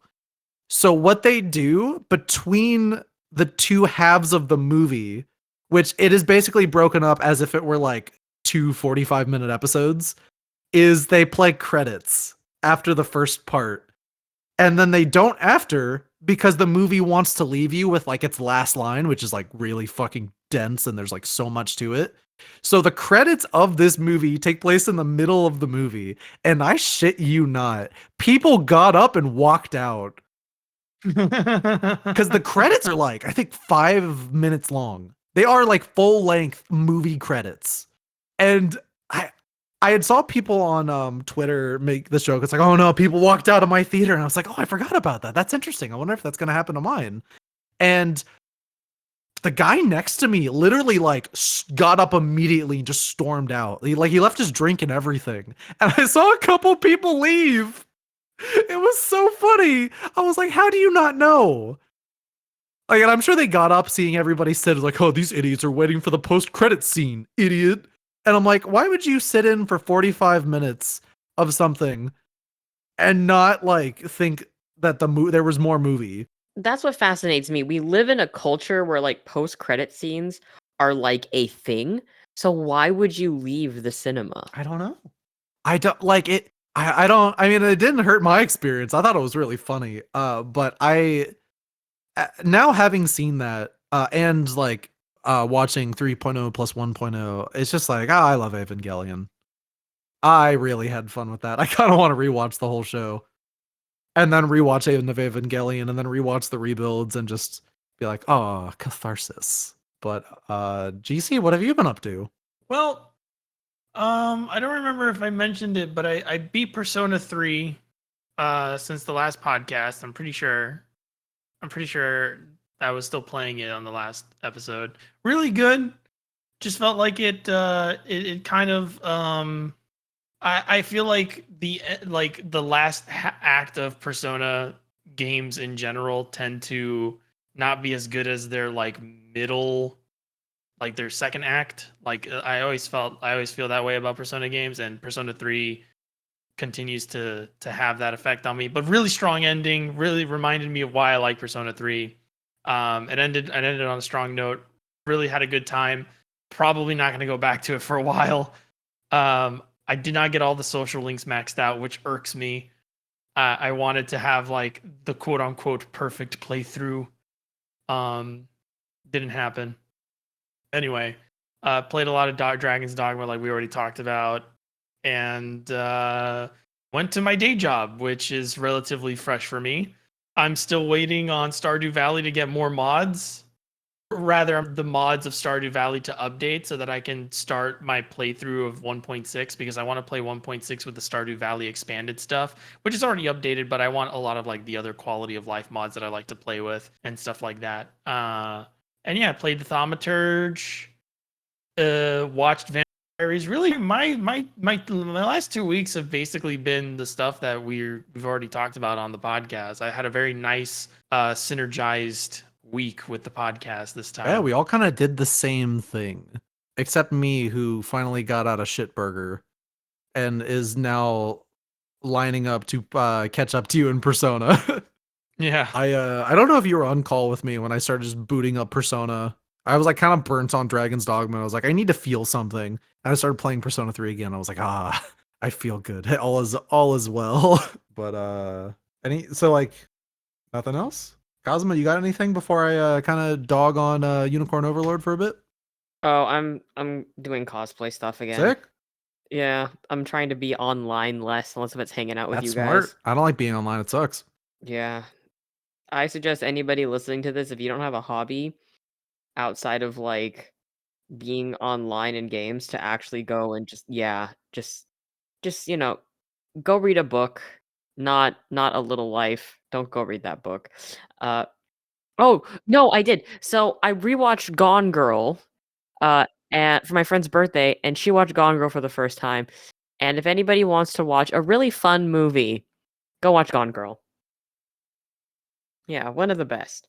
But yeah, If you don't have a hobby outside of like the internet and stuff, take yourself out to eat, interact with the yes. Go world, to the park. do what I do, and like watch the sports on the television sometimes when I go to restaurants. That's always fun.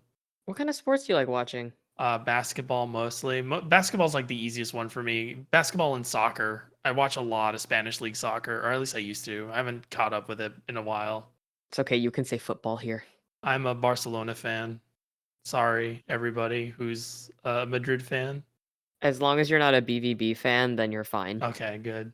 I always feel really bad when sports talk comes up because I am your very stereotypical nerd who does not do the sports or engage with the sports. But I always think it's fascinating. I actually am currently in a like a fantasy basketball league at my work right now. But the only reason I am is because the prize was an espresso machine. So I just randomized everything, and I think I'm going to lose really hard. That makes sense. Yeah. I mean, fantasy basketball is actually really hard to play. Anytime where you think, wow, that's like out of Cullen's comfort zone. That's really cool of him. Just expect that there is a very Cullen reason why I have done that. But yeah, tell us about Unicorn Overlord, because you've been kind of struggling with that game for weeks. Yeah, what's your takeaway? It's fine. It's super just fine. I wish I cared more about it. And it's frustrating because I have this like multi-page like review draft I'm working on for RPG site right now with this thing, and I just don't care. Like it's wild how much I have to say about a game that I think is overall disappointing but fine. I don't have that much to add outside of what I talked about last episode. But what I did think was interesting, and we got the whole call in on this to just watch me play this, was that after a whole game's worth of finding the difficulty to be really underwhelming, in the very final boss, they actually expect you to engage with all of the systems. And it just feels like a really cheap way to handle that. And it made me really frustrated because like I wish there was a gradual build up to this final boss so it felt like really satisfying. But instead, it'll totally let you just get to the end, not paying attention to like how its tactics work or any of this stuff, and just let you get up to the final boss's front door and then just have him destroy you. Like we're talking like you either need to grind high to like consistently do damage to this guy, or you need to like really be clever with how you set up your formations, all this, because he will restore like a percentage of his health. I think for me it was like 152. For a buddy of mine who was also playing it, it was like 200 because he played on expert. So and he'll restore that health at the end of every single battle. So you need to make sure you are consistently doing above like 150 damage. And only one formation in my entire like team could do that consistently. But then you need to worry about like AP limits and all this stuff. And it's like it just drags the end to like a screeching halt. And I really So that sucks because the whole game isn't asking you to do that. no, it is not. So does it feel cheap? Like this mechanic that he does it feel cheap? Kinda. I had hoped that he had at least like it would be cool if he did like a little bit less of that. It sucks because the final map of that game is probably like the best one in the entire game. It's really massive, and I do respect that there are essentially 3 stages of this finale depending on if you get the true ending, and it is all one mission. It is just back to back to back to back, and that is cool. Like you should feel grueling at like the final mission of this kind of like war story. And it felt satisfying to beat him. Like I felt like I had earned my victory by really like overcoming the odds. I wanted this from the rest of the game. And so what you have is a very easy game with one massive difficulty spike at the very end. That kind of sounds like they had the beginning, like they had the end in mind, and they knew what they wanted the end to sort of play out like, and then everything in between the beginning and end was sort of, I don't want to say a crapshoot, but it's just they unbalanced. didn't know how to like build it up. Yeah. And I think that's the game's biggest problem. Combat does not feel balanced. It feels like everything is just entirely in your favor at every single point, and there's no real engaging challenge. I still think the game's like a 7. It's worth picking up at some point, especially if you've never played an RTS or you just don't play SRPGs and you want to get into the genre. This is pretty forgiving, and there's a lot here to kind of interest people who don't usually play these. Like the world map exploration stuff is really cool. I like the ways you can like sequence break the like content, the continents. That's really neat.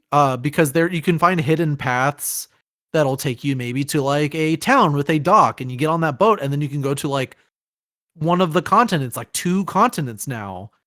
And that's really neat. But the problem with that is that the story doesn't really back that up.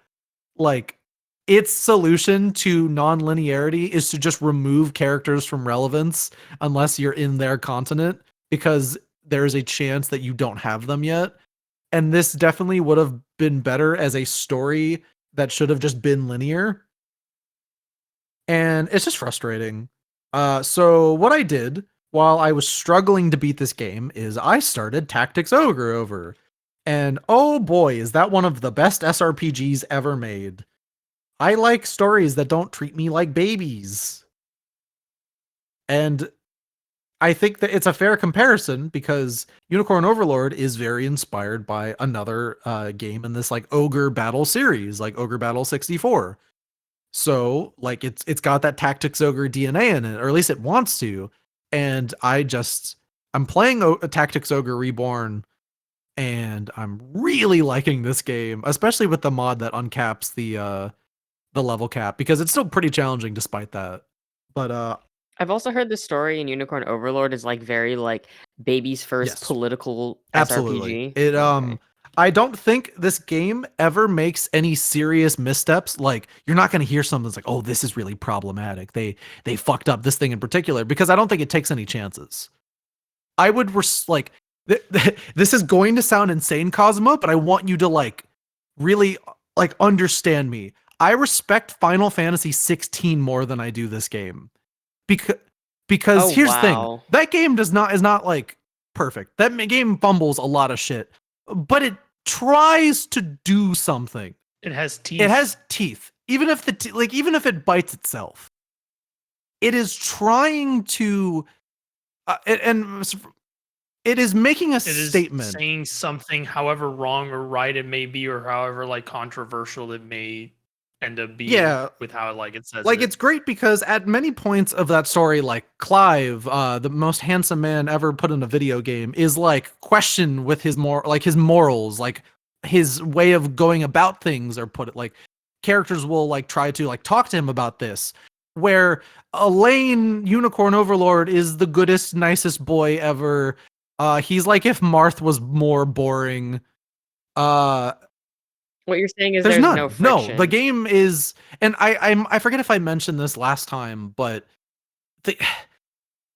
when would you like, are you the kind of person where it's like, I would rather play a game that says something I disagree with than play a game that says nothing, because at least I come away with like a stronger emotion? Yeah, and like you have like, you come away like with something you disagree with, it's like it helps you sort of reinforce your own ideals, or like reassess like your own like way of thinking about things or whatever. It's why I do find value in media like Final Fantasy 16 or my heart sweet like Gundam 00, where these are media that like they have their problems, but they tap into like a raw emotion that makes me so endeared to them despite it all. Like, I will probably be one of the last like big, not like, I don't know if I want to call myself like a big 16 defender, but like I do value a lot of that game. Like I'm literally taking a day off next month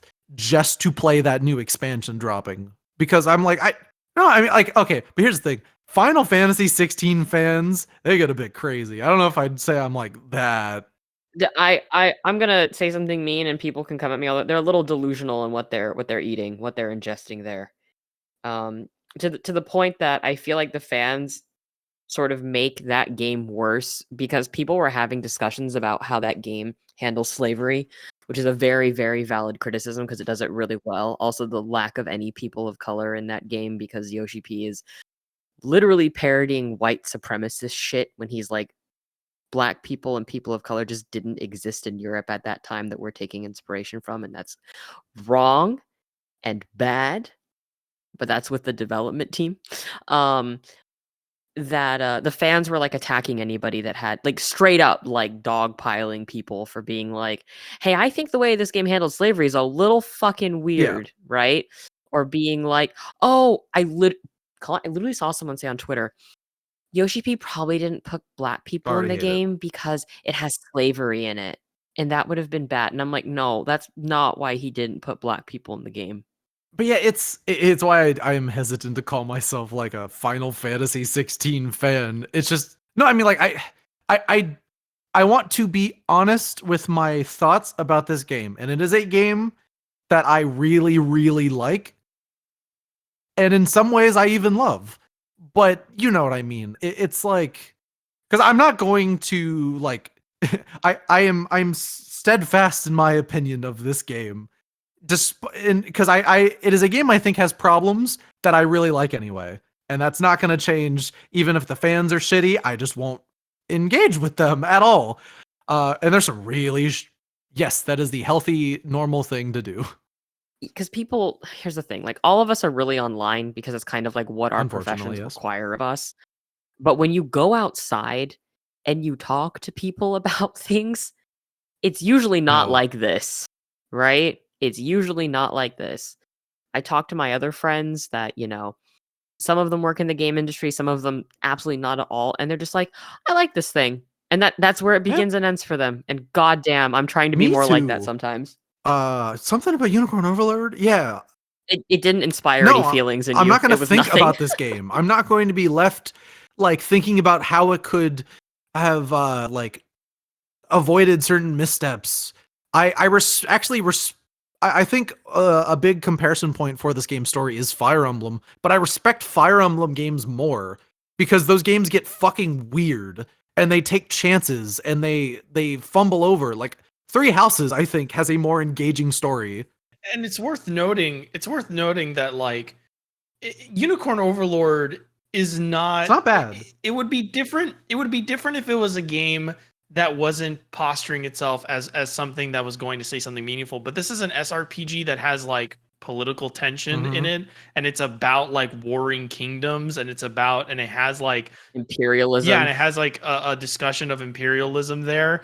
And for it to say nothing, or for it to not say anything strong enough to evoke any kind of emotions out of you, is sort of a detriment to what it promises. Like it's sort of a failing of what it promises to deliver on, because Fire Emblem is sort of that same thing, and it tries to deliver on that message, or sometimes when it doesn't, it's not very good.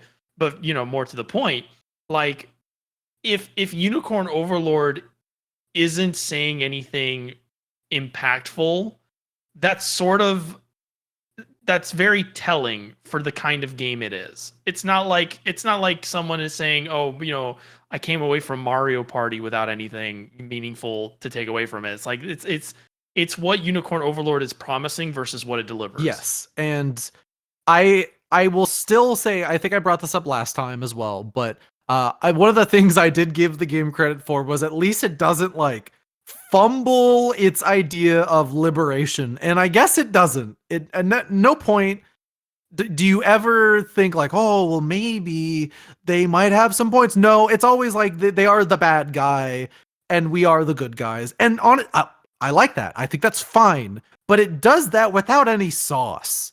There's no swag. Like I'm thinking of a similar kind of game, Fire Emblem Shadows of Valentia, where it is a very similar kind of story where like we are the good guy liberation force and we're trying to go fuck up the empire, and eventually the main guy realizes he has a noble birthright and becomes the king and all that stuff. But that game has swag. Like Fire Emblem just has that oomph to it where I can just sit there and go like hee, I'm having fun, because it just has this like confidence. I think that's the biggest thing. I feel like Unicorn Overlord kind of lacks confidence. And it's so weird because I have rarely ever felt this passionate about a like 7 out of 10 game.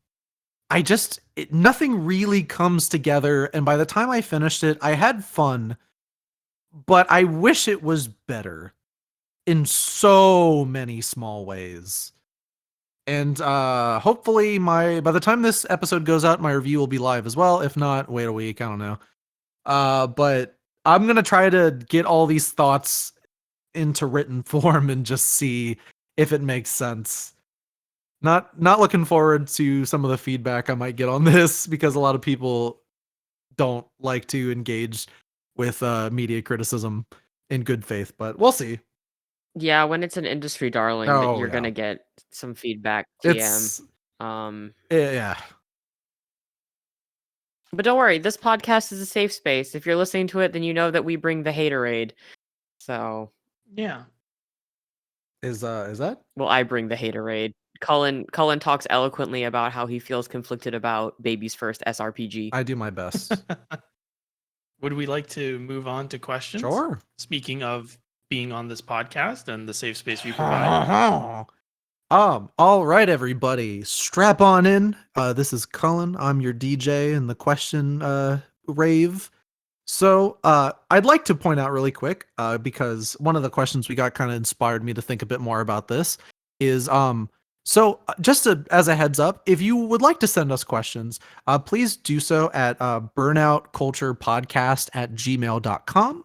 We're going to be doing things a little bit differently now, because I realized when I was going through questions that if you send us an email, one, we love you. Two, not actually that much love because that's parasocial, but we do appreciate you. And three, there is a good chance that Google will just tell us your first and last name, like right there. And I don't want to read that on accident. So I will ask of you all to, if you have a preferred name or like a nickname that you'd like to us to say instead, include that in the sign off. So like, best, and then give like the name. We're going to be reading that name. So just as a heads up, because this is not something we'll be able to reiterate every single time, but if you do not have something there, to respect your privacy, we'll be reading out just like a letter or something. Just like S or W or the first letter of your name. Just to keep you private. And I'm sure some people don't care, but this is the cleanest way to do things. So, alrighty. We got some long ones already. A lot of really cool questions this week. Also, I noticed this is a really long episode. We had a lot of cool stuff to talk about. We will have no consistent episode length, so get used to that. Unless they just are growing and we end up with 9-hour podcasts. God, I hope not. But then I'm not editing shit, man. Then we're just going raw. No. I can edit. Then we're raw dogging it, gamers. I don't want to raw dog it. I don't want to do that because that just means I'm gonna have to edit it. Oh, okay. It's okay. Our friend of the podcast, Davon, has. Oh, really? That's true. I'd be okay with, but I don't want to. Oh no, I wouldn't want to put the burden on Davon. Not yet. But I would absolutely love to get Davon involved creatively, because it was nice. It was nice to make Davon sweat for a little bit hearing this now. Davon's like, oh fuck, I shouldn't have said that. Oh no. Oh Jesus. So our first question is from Pi. Hey gang, enjoyed listening to both first episodes ever of Burnout Culture. I'm mostly familiar with Cullen, hi, through mutual friends, but I've enjoyed getting to hear from GC and Cosmo over the last couple weeks. My question is something I've been struggling with over the past year or so. Why does being a fan not feel like it's enough with games? I support the things I like. I talk about them online, in person, and group chats. Yet I always see the creators lose their jobs or get dragged online or just generally treated horrible by consumers. As an outsider in the industry, I try to have good faith, good-natured discussions, yet the vocal minority always comes in, steals the conversation, and makes it toxic. It's draining as a fan. I can't imagine how it feels for the creators. So how can we be better fans? Is it a fight worth having? Or should we just retreat to our private Discord servers and not concern ourselves with out there? Is this something anyone else is feeling? Thank you. Thanks for the time and have a great day. Best. I have a great response for I this. also have a great response for this. So do I. In relation to how content creators engage with media, I think it's worth knowing whether or not you are seeing people respond negatively to paid content versus content that they are putting out there as an impassioned fan. Regarding feeling like it's not being enough of a fan with games, I really suggest that people, okay, if you feel like, oh man, I don't feel like I'm being enough of a fan of this thing, consider that this is a consumerist mindset that the industry is basically wanting you to engage with, to be a warrior and a fighter for a brand that does not acknowledge you. I know that sounds really cynical. And to make it clear, I guess I just so nothing gets lost in this. Not necessarily saying this is you, Pi, but it is a very good point Yes. that it helps these companies a lot more if you are so impassioned by this that they want to essentially like make you a warrior or free promotion. This is something I kind of fell into when I first started YouTube, where I would be the shill. People literally called me like, oh, it's the shill. And I thought it was like a badge of honor that I would do all this. I would stay up late. I would work really hard to edit these videos, to make these games look good. And at the end of the day, it didn't really do anything, but kind of ruined my life for a couple years. It made it harder to graduate because I was so busy trying to make a difference with all these games, when it's like these companies have marketing like divisions. They don't need you, but they're happy to use you. I have a much more aggressive take on the matter. So one thing that I've come to understand, and one thing that I need people to understand when it comes to in regards to this question, is that historically, the companies, and to be clear, company executives have attempted to create an anti-consumer company culture, and what they've wanted more than anything else is for the audience to adopt that company culture. And they do that via brand wars. This is your Nintendo versus Sega. This is your Sony versus Xbox. This is Nvidia versus AMD. And what they want to do is that they want to split the consumer base into these sort of like groups. Because when you're doing that, when you have the consumers fighting each other over what's better and what's good, they're not really thinking about how, they're being affected by the companies as a whole. And I think like one of the biggest like things you can do as a fan to improve the quality of like your interactions online, and like reducing the power of the vocal minority when it comes to like toxicity and stuff like that, is to become less volatile when you find yourself exposed to an opinion or a piece of discourse that you don't gel with. And I don't mean that to say like don't stand up for human rights or don't stand up for things that matter or that are important. I mean more like when you see like a fandom being sort of like irate, or when you see an opinion about a game that you like or that you don't like that's different from what you perceive, you have to disengage with that, or you have to like shrug on that, because the idea behind like the toxicity of fandoms and stuff like that stems from the companies that be wanting you to fight each other so that you're too busy rooting for the home team and you're not realizing that you're being screwed over by them all the time. And also, this discourse, all it does is just kind of make these games trend, and it gets more people to have eyes on them. And then you'll have people from the outside being like, well, I want to be on the right side of history. I should play this thing and then be caught up, and then I can engage with it as well. Like it's just very, it is very toxic. I might be wearing a tinfoil hat right now, but to me, it's always been by design, and it's always been meant to distract people from the actual conversations that should be had in the games industry.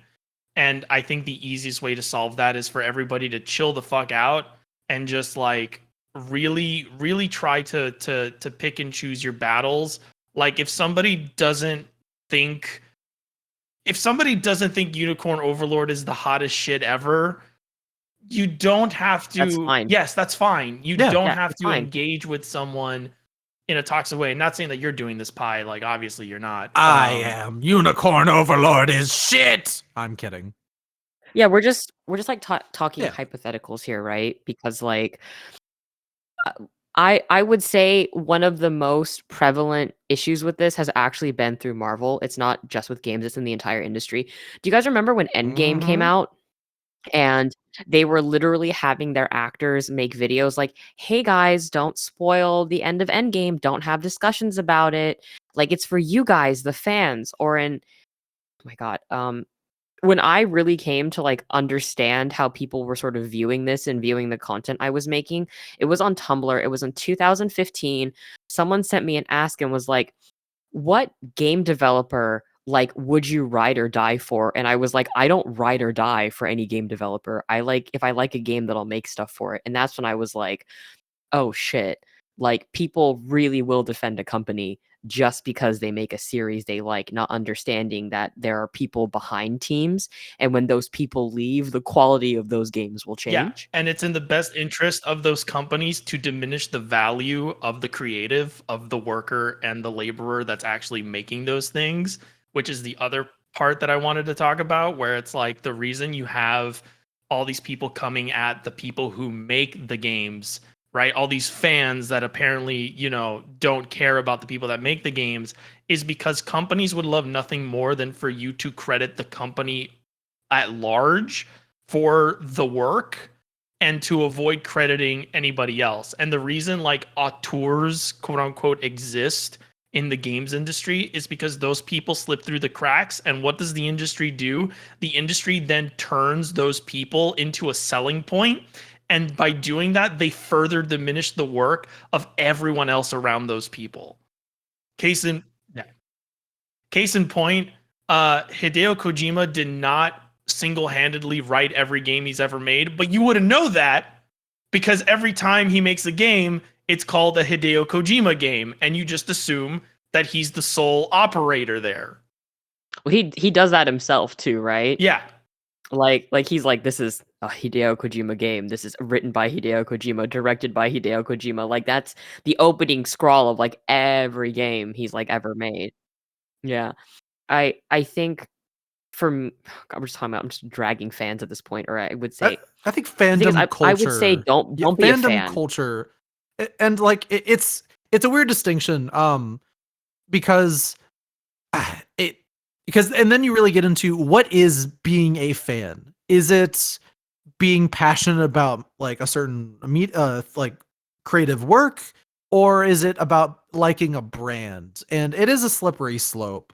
To answer your kind of last question, um it really though, like if you don't put too much weight into the words like being like fan, and you want to know how to be a better fan, it's really just make smart financial decisions with like what you kind of support in the industry.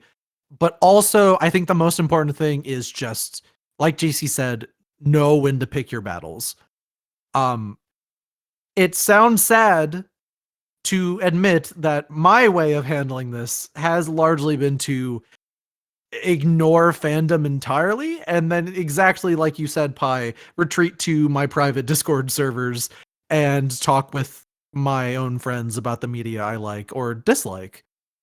Like I I don't got a lot engage. more value from like Final Fantasy 16 by talking it about with like a handful of my friends who were very critical on that game than I would have ever gotten reading stuff online. Yes.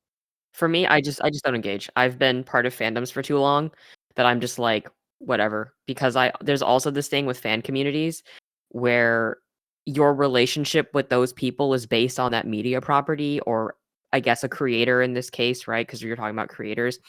And when that interest goes away, you may no longer be friends with those people, right?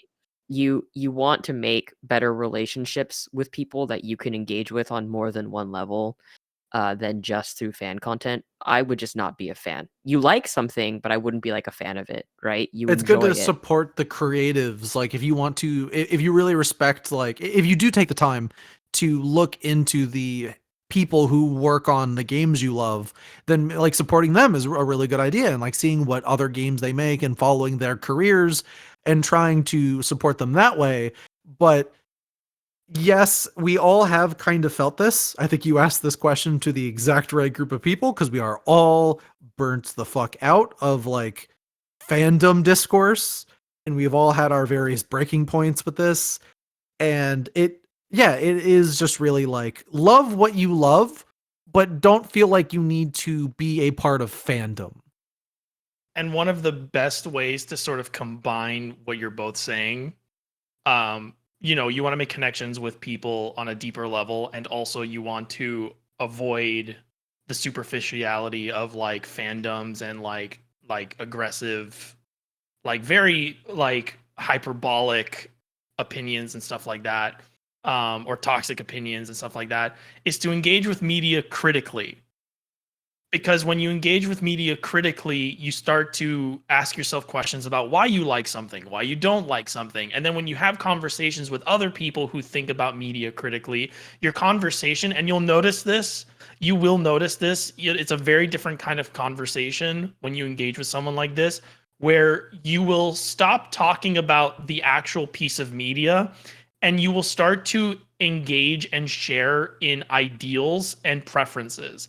You'll have a conversation that will eventually go to, see, I'm a big fan of this kind of thing in games because I like it when this happens. And somebody else will go, that's weird because I don't like it for these reasons. And when you end up having that conversation with that person, that's how you know that the thing you're talking about isn't actually important. You are actually exchanging ideas. This was one of the earliest things that happened when GC and I first started talking, when I realized that I am a massive Kingdom Hearts fan and GC is not.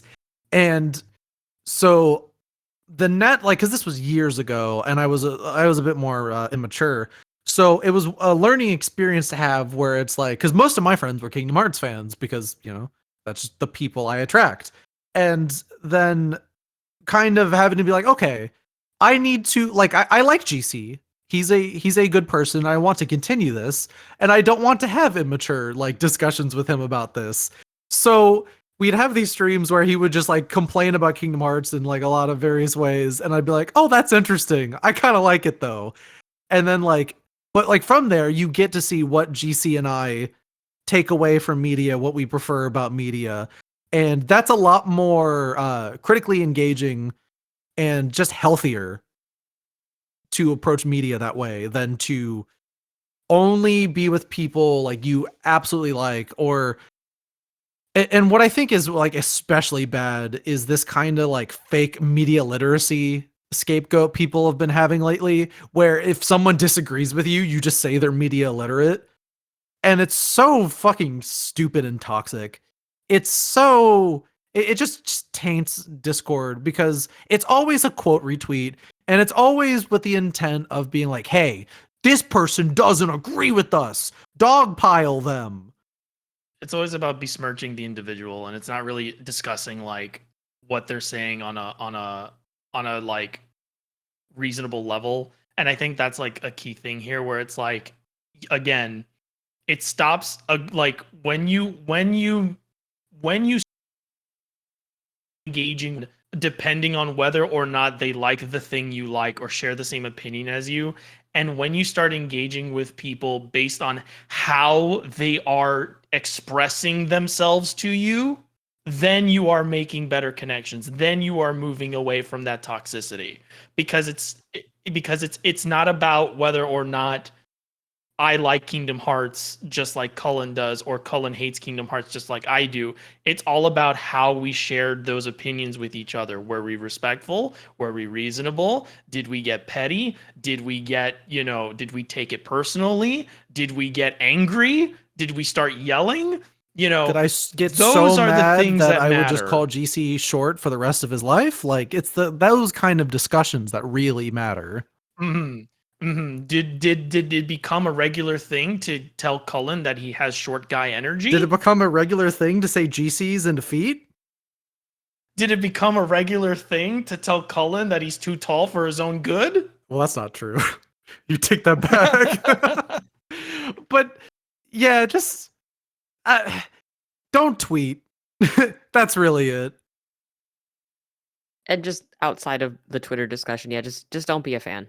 Like, and I know that sounds bad or whatever, but just like what you like, but don't define yourself by what you like, because you are a more multifaceted, more complicated, and more interesting person outside of your interests. Yeah, don't idolize the media you consume, I guess, is like my take on that. The way I kind of view it is, while it's definitely a lot healthier to not be a fan, I think it is okay to be passionate about media on an artistic level, but less so as a part of a brand and a product.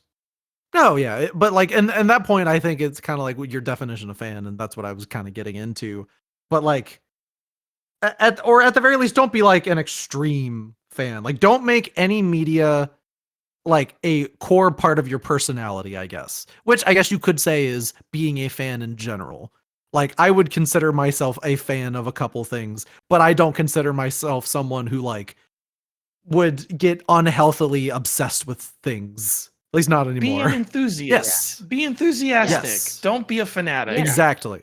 Or be a hater like Yeah. Or me. be a fucking Be a hater. fucking yeah, let's talk hater. about shit we don't like. Yeah, I'll skip ahead a little bit fuck to Twitter yeah. questions. Ooh. Well, he's one about being a hater, but also before that, Pi, thank you so much for the question. And it was a fantastic question.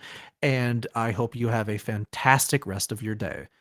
But also, SRR right? SR Reich says, I really enjoy hearing Kazuma's hater opinions, but now I want to know what's each of y'all's most hater opinions. Oh shit! Someone was actually like, "I like Kazuma being a hater." Holy shit! I fucking I don't know. hate Kingdom Hearts. Oh, I think Kingdom Hearts is vapid garbage. I can't stand I it. hate little bitch boys who don't like Kingdom Hearts. I have to be really careful about what I say because I don't want anyone to get mad, right? Like, it's never my intention to criticize something and get people angry. But I think Final Fantasy XIV is the worst Final Fantasy game in the entire series, and I think if you think it's the best, I need you to go outside and engage with media. All It's right. a bold statement to make when Final like Fantasy it. 3 is right there. Oh, I think, well, at least it doesn't have pro-imperialist propaganda in it. I have to think about that Oh, one. yeah. At least I have to think it, about that one. yeah. Because it might. See, no, it doesn't. I've played Final Fantasy 3 fucking like a lot because that was the one on the 3DS that I really enjoyed, and I Yeah, but played that it a game's lot in the summer. boring. At least it doesn't cause a boycott of your game in Korea and China. But Final Fantasy 3 is boring. No, I know, Like you're that, right. yeah, but it's like everyone has like their reasons for disliking something. I just think 14 is really shallow, and after playing World of Warcraft, it's a worse version of World of Warcraft in every sense. And I know that's also going to really upset people.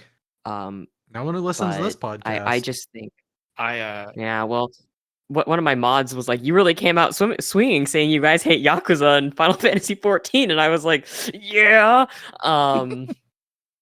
But yeah, I think I guess it'd be like my biggest hater opinion. Oh, and I think Soken's compositions are really bad, but that's just the 14 discussion. Anyways, I'm a hater. I find no pleasure in life. I play app games and watch the Vampire Diaries with my friends. I legitimately believe Kingdom Hearts exists to sell Disney properties to people. So, Well, that was actually the reason it was created. that's Yeah, just yeah. my cynical opinion about Kingdom Hearts is that I don't think friends are good as that strong of a theme. Kingdom Hearts 3 showed me that it was really just to sell Disney stuff. Yeah. Like, I was like, damn, this is not good. I think if you like the gameplay of Kingdom Hearts, I totally get it. I myself am very fond of Kingdom Hearts 2's gameplay. I like playing Kingdom Hearts 2. I vehemently oppose the very note of Kingdom Hearts thing deep and meaningful. But that's just me. That is my hater thing. People that know me know that I don't talk about it a lot because I'm not interested in talking about things that I vehemently dislike. I usually talk about things that I enjoy but have issue with. That's why I talk about the Like a Dragon series as much as I do. I don't know what I hate. You hate. I hate people who think they're too good for Olive Garden. Okay. I mean, No, Olive it's Garden's nice. not- It's fine, yeah. It's not real Italian No, food, but you know, because if it was, you wouldn't be able to eat there. Because it's your like the prejudices. Tex-Mex of Italian food. Oh yeah, we can't talk about my disdain for pasta on the podcast right now. That's gonna be a whole other hour. Yeah. Your deep-rooted prejudices. That's just, you know. I just don't think it's a good vehicle. Yeah, no, like, that's the you're a hater for Anyway. pasta. Oh yeah, I fucking hate pasta. I think pasta's worthless. I can't stand pasta. Yeah, there you go. If you want to know more about that, you're just gonna have to ask me on Twitter because I'm not gonna get into it here. I'm looking through all my things. Oh, I like anything I hate. I kind of just go.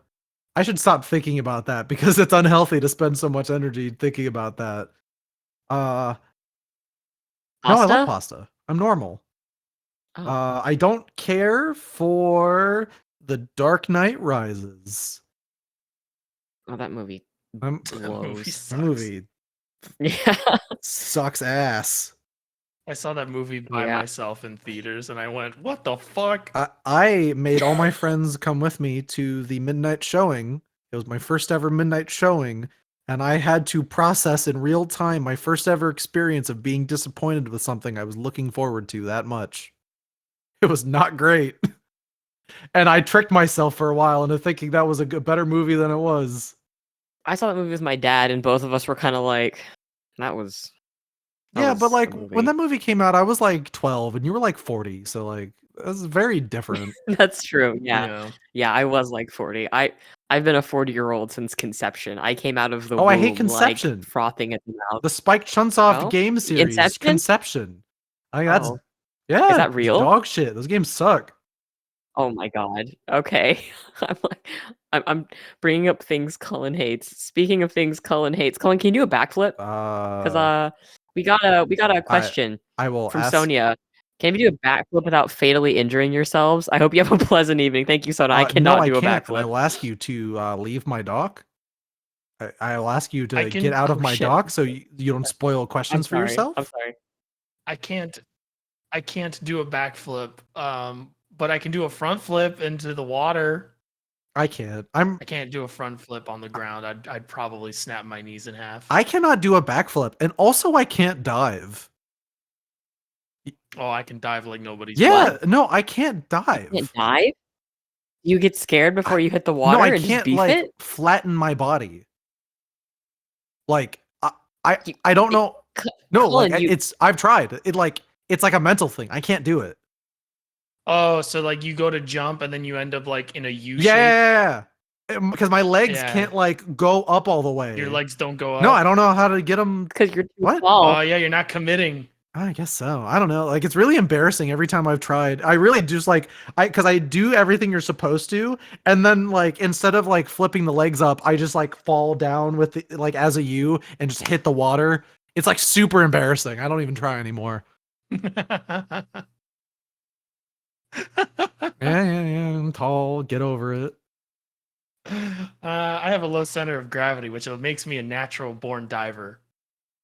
Oh man, diving's I fun. wish I was good at it. Sad. But so Sonia, none of us can backflip. I wish I could. But there was once upon a time there was a time when GC could probably have done a backflip, but that time has long passed. I'm too scared. Like, I don't want to break my neck. That suck. But yeah, thank you, Sonia.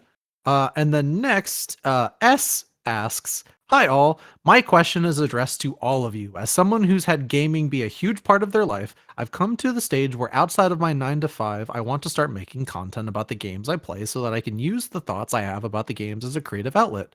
Any advice you would give to a new creator?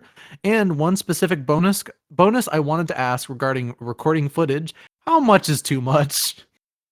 Thanks. Loving the podcast and all the best. Hope this email doesn't soak up any vibes.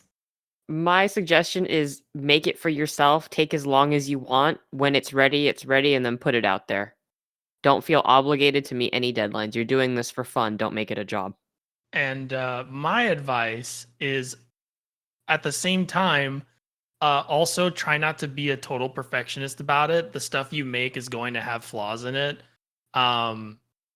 If you find yourself working tirelessly to get something just right, really ask yourself if that one thing is really like worth the 15 hours you're going to put into it. But also ask yourself, hey, you're digging for this gold. It could just be a little further. You can dig a little far, right? Don't try not to be a perfectionist, you really want to go because a lot of time you hit gold? The thing about like you want to avoid burnout with this sort of stuff, because it's very easy to get burnt out by making videos and stuff like that. And like burnout happens when you put in a lot of effort into something and don't get a lot of reward out of it. So really sort of gauge how you're feeling when you're done making something. Yeah, you could get some burnout, but like the gold could be right, like just a couple more inches. Just keep on, just dig a little further. Don't listen to Cullen. Don't be upset if your metrics are low. Yeah, you're making it for yourself. And definitely if you're making it for yourself, like again, like sleep? Really. Okay, well. Don't listen to Cullen. Look, the only way you're gonna get better is if you don't sleep and you edit nonstop. Don't buy into the hustle culture of it, and like don't fret over every little detail. If you're gonna you'll be a lot happier and you'll improve a lot faster in the long run by just creating stuff and putting it out there than you would spending 30 hours on 5 minutes worth of a video. If you're gonna, and I'm speaking from experience, my biggest growths as a creative occurred not when I was slaving away trying to like make this one edit like work and be perfect and like doing all these tweaks. My best creative improvements happen when I realized I could just use presets for some things, and I could like, use a fucking plugin for something instead of making it from scratch. Like, I realized very quickly that I'm not a video effects guy. I do not care about learning video effects. But for the longest time, I spent like a solid 3 years out of the 10 years I've been doing this trying to learn video effects. And I realized that I fucking hate video effects. I fucking hate them. And I don't want to do them, and that's not the core focus of my content. You wear a lot of hats when you do this shit. So realize which one of those hats is your favorite and focus on that hat. I'm going to tell you, if you want to be a perfectionist, you also need to perfect the art of burning out. You got to burn out better than anyone else. If you see those numbers low, you got to lay in bed for like 5 months. You got to absolutely give up on everything, because then my actual opinions are much better. I always tell people, because sometimes I'll like talk with someone and mention like I write, or like I write like articles and stuff like that, and they're like, oh, how do you get into it? And I always tell them, just start writing. Like, make a YouTube channel or make a blog. If you are actually trying to get your name out there, I don't necessarily know if that's what your goal should be, but there's a lot of time where people just like deliberate on like, oh, should I actually do this? Should I, where should I start? Just straight up, just like start making things, even if it's only for yourself. And while I definitely don't think you should try to be a perfectionist, it's something that I kind of struggle with, and that's my own shit I have to work with. But I do think it's healthy to want to try to improve in incremental ways. maybe like if like rewatch your thing and try to be constructively critical of what you made, while still be proud of what you make. But if you are trying to make like that kind of improvement as like for you as a writer or whatnot, take feedback into consideration. Know the difference between good faith criticism and bad faith criticism of your work. Try to maybe pick one element of your last video or last article and be like, okay, how can I make that a little bit better next time? And then just continue to kind of work on it in a healthy way. Like, don't actually listen to what I do for video making because it's terrible. Like, GC sat in on a couple editing sessions of mine and it's the worst. My God. And you're so good at it too. Like you're already good at it. And you sit there and you spend like 20 fucking minutes like freaking out over like 2 seconds. And I'm like, you just finished editing like 20 minutes of footage in less than half the time it takes me to do 10. And you're sitting there going, oh, I don't think this is gonna be very good. And it pisses me off. Anyway. There was a time where I think the last big one that really fucked me up was the Final Fantasy III video, where I had to have spent like an hour or two getting a funny like visual gag that literally lasts like 2 seconds of all of the Onion Knight kids from Final Fantasy III being dunked in a fryer and coming out as onion rings. And I meticulously got like the sound effects right. I was like, hey guys, which of these children's screaming sounds would be the funniest? And I had people in call being like, I don't know if you should say that out loud, Cullen. Also, that's another really important thing. If you got friends that are like cool with it, involve them in the process. Oh yeah. My favorite thing I've ever made is my Chroma Squad intro video, where it's like a little like I use the Chroma Squad theme song to film my own little like Sentai show opening. It hasn't aged very well, but it's one of the most fun things I've ever done because I got all my friends in on it and we just took an afternoon to record it. It could be as big as that or as simple as have your friends sit in on you editing and like let them watch. And sometimes they'll be like, you know, you should do here, you should do this. And that's inspiring and that's fun to do because it's collaborative. And that takes away some of that like pressure to be good at something and it makes it a fun, goofy thing you're doing with your friends. And that makes those videos all the more memorable and like you yourself will think back on those fondly and it'll be a memory you'll cherish forever. Also, don't be afraid of like some people be like, oh, live action skits are so fucking cringe these days. Literally just make what makes you happy. Like if your inspirations are like old AVGN or Nostalgia Critic things where there's like 2 versions of you having an argument, and like you'll see like people on Twitter go like, this is the worst thing ever. This is my ick. This is my like, if I see a video like this, I click out. Fuck them. Literally just make what makes you happy.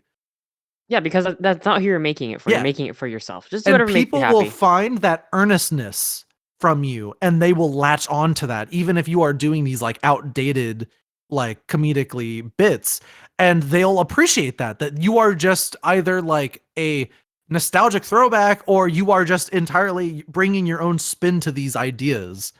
So, I really, if when you make that first video and or like article, I want to see you act out all these like I want you to play the video game like as a manifestation of the video game, or like play a dark version of yourself. Like be silly, be goofy, make whatever you want to make, but just like do it earnestly. Also, and that's like, I know you might roll your eyes on that, but it literally is just do that. And if people flock to it, they do. You'd be surprised how many people do this stuff and they try to avoid being themselves. The best thing you can do is do what you want to do it because you like doing it, and put yourself into it. Be yourself when you do it. Because again, at the end of the day, you want to look back on the things you've made, not in terms of like how well they did numbers wise, but how much fun you had doing it. And I can't tell you how many videos I've made where I look back on it and I'm like, I fucking hated doing that. Why did I do that? And like, I get nothing from those videos. I feel nothing from those things. a lot of my videos that I've had like the biggest view counts on, I just can't fucking stand anymore. And I go like this like appeased a large group of people, but I fucking hate it. So also your other question, which is regarding recording footage, how much is too much? Probably the Bad question to ask us. GC and I are very much of the type to record literally everything. GC recorded his entire Like a Dragon playthrough. Do not be No. GC. But also, Here's you might need it. the reality. It depends on what kind of game. So like there's definitely games where you don't have to record everything because it's very easy to recollect that footage. Like I would say if you were playing a Pokemon game, it's like you need, for instance, right? Like think about that, right? It's like, okay, I need gym leader dialogue. I need footage of Pokemon fighting. I need footage of using HMs in the field. I need maybe animations from the Pokemon Center. Like that's very compartmentalized. You probably don't need to record every single thing you need. But what if you run into a shiny? What if what if a very specific thing happens during your playthrough and you want to talk about that in your video? Like you need to know what kind of video you're making. What kind of video? Sorry, I had a burp. What kind of video you're making first? And that'll tell you how much footage you need to collect. But like, in my opinion, better safe than sorry. And But label that footage. not go out of a also label that footage. Yeah, right. In what I used to do, I don't do this anymore because I have terrible habits. But what I used to do with my footage is after I was done recording, I would label it with a number, like the session, and then I would write the name of the game, and then I would write the notable things that happened to me in that footage so that I know that if I was going to talk about it in a video later, I would know where it happened in the footage and I could at least click on the right video, like the right like recorded piece to like go look for it. Or like, but that being said, in your notes, maybe have it so like be like if you're writing notes and you like something sticks out to you where you're like, oh, Cloud did a funny dance on this recording session. Type in the day it happened to at least like whittle it down, like what you're looking for. Yeah. And a great piece of advice, if you're doing this on PC, or even if you have your capture card hooked up to your PC, use NVIDIA Shadowplay, turn on instant replay, and whenever something happens, you can just capture the instant replay and you'll never have to worry about missing anything again in your life with footage. Because it'll record the last 5 minutes. Like it'll just save whatever happened in the last 5 minutes that happened to you. And you can just use that footage. And take these words to heart from two people who have spent far too much time and money on this hobby and have not received any financial gains to make up for that. I have spent $20,000 doing YouTube, and I have made a lifetime's worth of about $2,000, and I made more than half of that last year out of a fluke. Because a video blew up. I don't even want to know how much money I've thrown away at this, but I do it because it's fun. And that's really all you gotta do. But yeah, enjoy yourself. Yeah, have fun. But like, keep digging. But seriously, enjoy yourself. Just have fun. And if it stops being fun, just stop. Please stop. Keep digging. But you want to hit gold, right? Like a little bit of resistance is fine because like when you pick up a new whatever and you resistance, like that's normal. And like I'm not saying to like never like try to get an edit to like be really good or whatever. Like if you're enjoying that process, then continue to do it. But like don't force yourself out of this faux notion that if you don't get this exactly right, no one's gonna like it, or that you're going to hate it later. Like it's a growing pain, and like you'll become better at your craft, and you can always just go back and remake a video if you really want to. Like I did that for my Dragon Quest video. Like you can do that. It's okay. There's so many things that we could say. There's so many pieces of advice that we can give you, but like I hope this is a good enough amount to start with. You will run into obstacles and you will have more questions later as you continue on your journey. Like just take what we've said to heart. Or to fart. Ooh. Ooh, how about a Spotify Jake, question? draw No, a no, nasty no, no, no, fart. no, no, no, no. Wait. No. Wait. We got another question. Jake, do not do that. No, he knows Do what I not mean do when I that, say Jake. that. Draw the I nastiest fart better you've not ever see a seen. nasty fart on our podcast art. I better Draw not. nasty It's fart gonna cloud. be a really, really ugly Oh, picture okay. of All scenario. right, I'd be okay with that. But like, It'll be on your face. I want to see us in like little Dragon's Dogma outfits. I think that would be cute. But we actually have a Spotify question from good old fan of mine films. How do you think Japanese games and media could improve on LGBT rep and inclusion? What are your favorite examples? My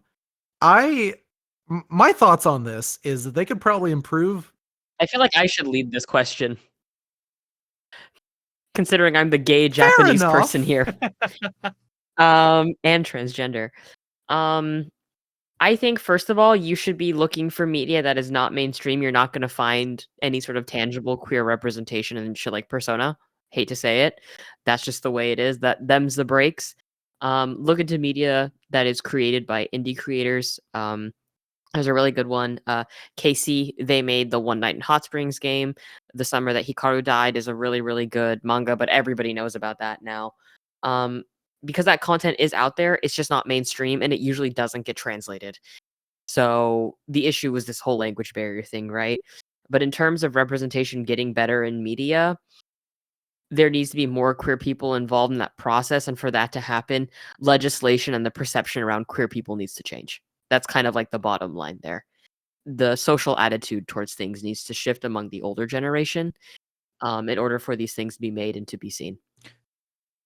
Would you say that as far as what we can do is sort of like push for more of that stuff to be localized? Yes, and buy those things, right? Like, for example, Casey has like an itch store. You can buy all of Casey's games. You can buy The Summer Hikaru Died. You can buy My Lesbian Experience with Loneliness. You can buy all of these things. By buying those things, you show interest in that product. And it does become like a pink dollar thing, right? Like, oh, people like gay things coming out of Japan. So therefore we'll give you more of it. But that's how We live we in live in a capitalism. society, Joker face. Yeah, and that's how you show a want for these things. It has to have capital value. And in Japan, having that sort of like authentic queer representation is really tricky because there is like an entire like historically, like for example, like yaoi has been associated with like the fetishization of like queer men. Like that is a historical fact. I know people don't like to acknowledge that, but you should really go back and read the inception of the genre and how it came about and how it was received by the queer community back then. Obviously now it's changed because you have like a lot of queer men who make that content.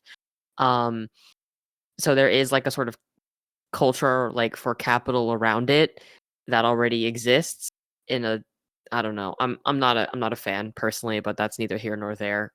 I think people going out there and doing good work is valuable, whether or not I agree with it or like it. But yeah, it's what you said, GC. Just buy it, consume it, consume it. That's terrible, Slurp but that it is what shit it is. in the yaoi straw. Yeah, exactly right. Like show a vested interest in it, and it will come at some point overseas. I remember reading like scans of The Summer Hikaru Died because I couldn't find it anywhere. Same with Boys Run the Riot, which is a manga about a transgender boy written by a transgender man that has to do with like fashion and stuff and is like really good.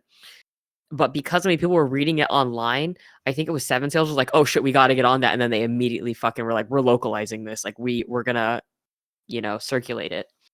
But yeah, on a structural level, it has to come from some sort of change within the country, right? Because like laws within Japan for like queer people are not good. So it has to be more of that change, right? And the more that changes, the more there will be an acceptance of these things, the more that you'll see them. That's just the way it is. It's gonna take time, basically. But what you can do is engage with that stuff and promote it, share They it. say vote with your wallet, and usually that means don't buy things that you don't want to see more of, but voting with your wallet also means buying things that you want to see more of. Mhm. And that's one of the things you can do as a consumer, as a end user, if you will. Mhm. Fujoshis are powerful. They they really are. They they really, no really they are. like I remember like hearing the story where Gundam exists out as it is today just because Fujoshi, and like God bless. Yes. They get shit Yeah. done. Yeah. Uh Oh, that was very They do. insightful, cause I was just gonna say I think we like as a worldwide thing, the same steps need to be taken, which is kind of like and kind of going into what you said about just like getting those people in the writers' rooms. But from a specific Mhm. like Japanese perspective, yeah, it just like laws. You need to let those old people start dying. Uh, fucking get those old ideas out of there, and that's the only idea I can have on how things are going to slowly get better. But yeah, it will be slow. Just It'll take time, you know? yep, Everything just takes support time gay shit. to process. Yep. Support gay things made by gay people Yeah. specifically. Like, that's Oh really yeah. important too. Like, that's something I think is very it's very that's why I mentioned, like, like, the creator of this is queer, the creator of this is trans, is because you can have things not made by that demographic that really, kick off what is it? A Little Life, literally not made by like a gay man, and then it wins fucking awards and shit, and it's super contentious, and then you have this slew of media just like it because it won a bunch of awards, right? How does that reflect in the community? What does that do to the community? Uplift the voices within those communities that make the content you want, to see. That's how things also change, right? So that's why I've become like obsessed with like I want to know who made the thing, other than me being weird and I need to read developer interviews for like everything so I understand what's going on. Um, that's why I think knowing that and supporting those creators is like really important, because that's how you're going to see more change too, like directly supporting those creators. Hell yeah. And I guess our last question before we assign ourselves homework is from the previously mentioned amazing Shibuya Gato. And this is a bit of a softball after some very heavy topics, which will be fun. Got any music recommendations? This is just an excuse to gauge taste and also get new things to listen to while I work. I say GC, I've go first. got Yeah. I've got a band that I listen to when I feel sad, Mm. and it's One called The Trouble Direction. with Templeton. It's called The Trouble with Templeton. And they have 3 albums. Last time I checked, they have 3 albums.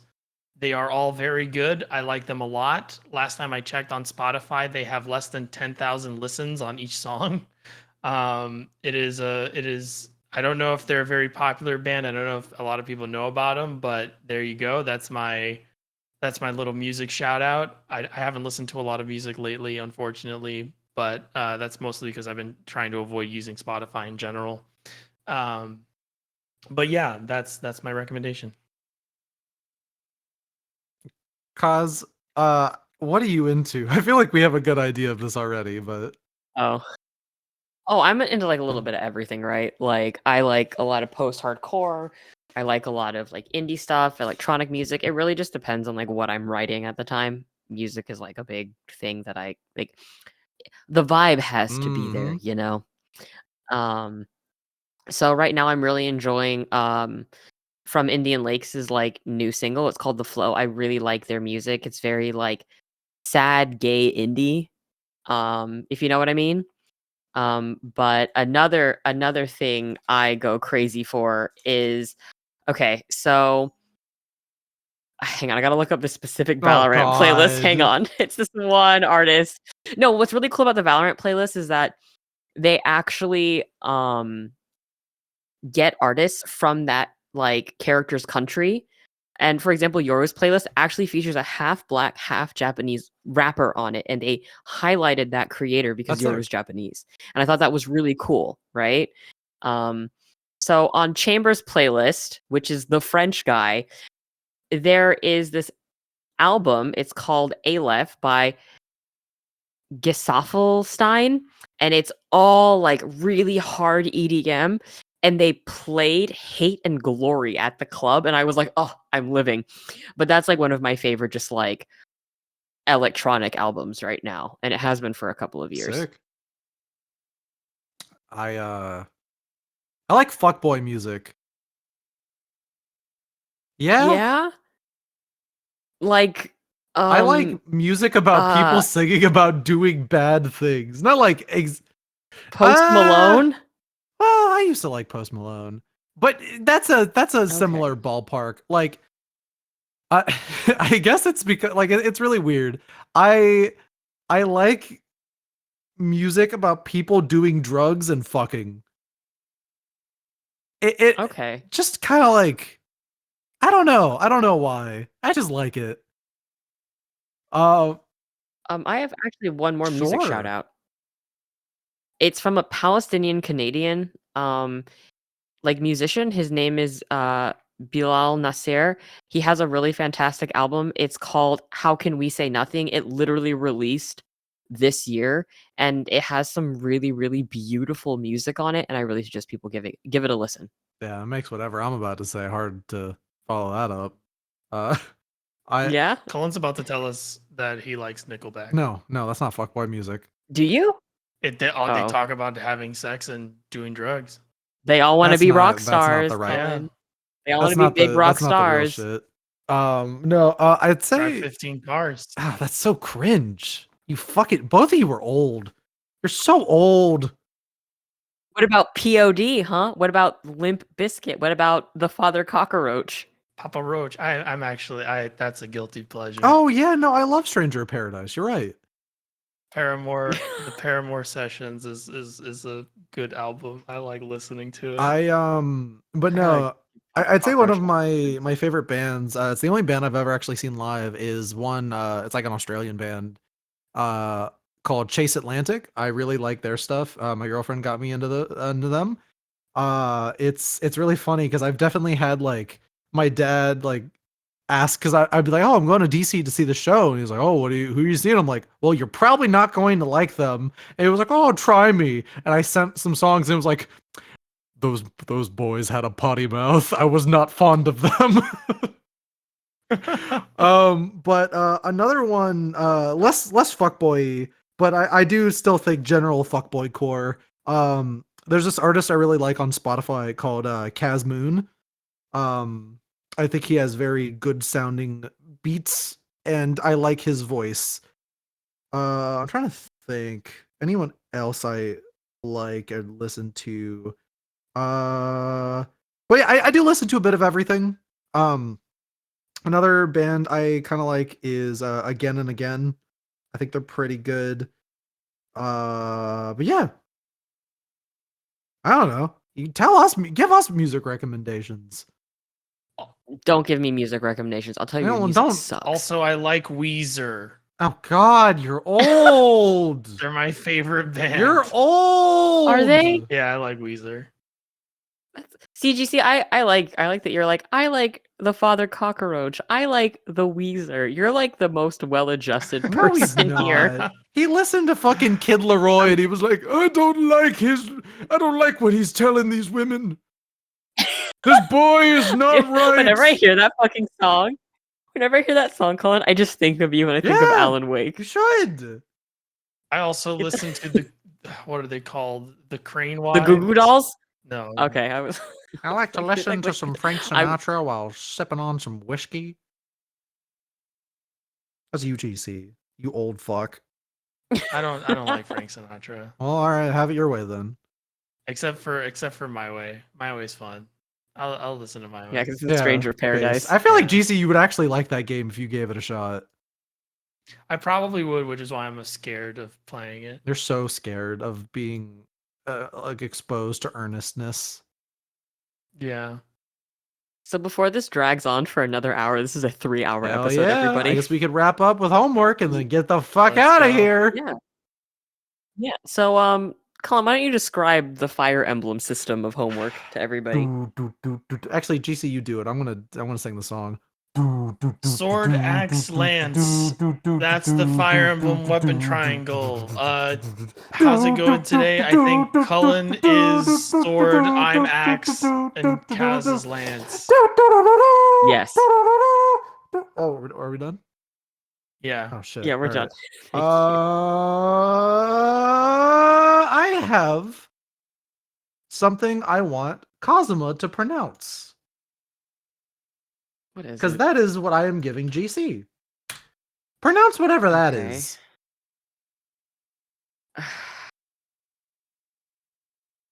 Oto Giriso? Yeah. Oto Giriso? So there is a SNES sound novel that just got fan translated for the first time ever. And I think this is one of the very first, if not the first, sound novels ever, which basically kind of created the visual novel genre. It's a prequel to Danganronpa? After the fact. It's weird. Okay. It wasn't intended to be that, but they made like a tie-in game that became a sequel to this, so I don't count that. Nothing related to it at all. I'm pretty sure one of the guys who made Dragon Quest actually made this. Unless I'm confusing it with fucking Kamataichi no Yoru. Portopia? No. Oh. But yeah. So just I want GC to play this and I want him to tell me what he thinks.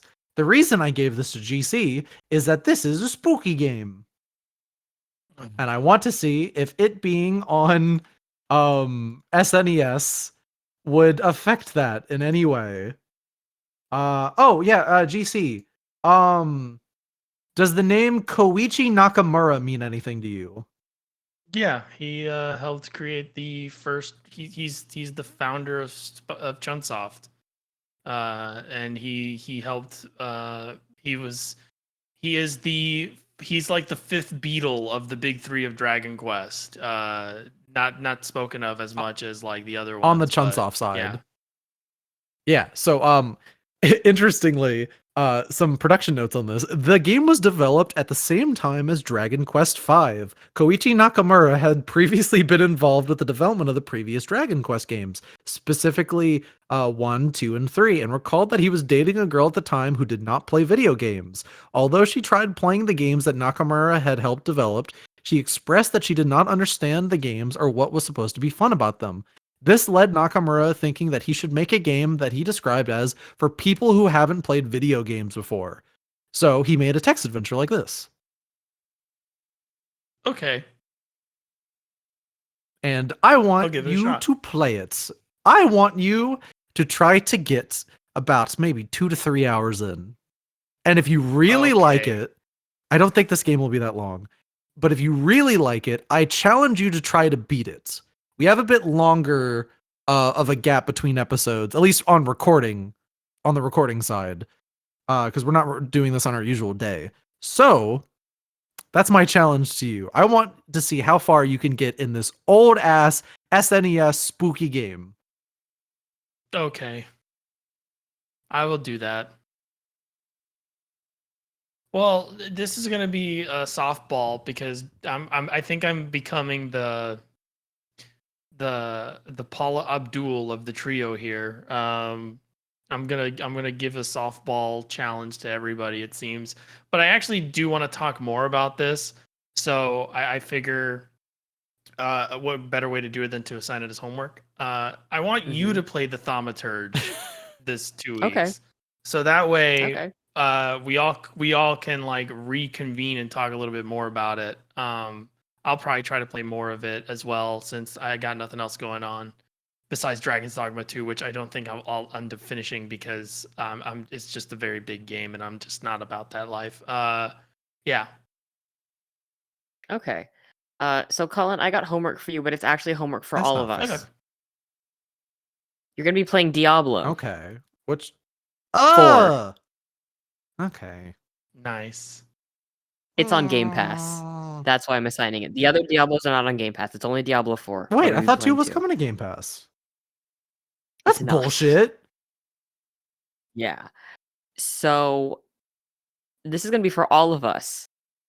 And to make it easier for you, we're all going to play together and I can carry you through the story. How much do we have to play? It's really not that long. How big is this game? Diablo 4. It's a couple gigs. Diablo 4, like the Diablo stories are not very long. No, you this can is get the through. shortest one by far. Yeah, because they're doing like seasonal stuff. Okay. Yeah. It's also like, this is very linear. Okay. Also, Sid is in this game from Final Fantasy 16. Only if So we're gonna- Davon is our fourth. Yeah. Okay, let me at Davon right now. Don't ask. Say and then this is we'll- what you're doing. Okay, hang on. Okay, hey, you're playing Diablo 4 with us. Congrats. All right.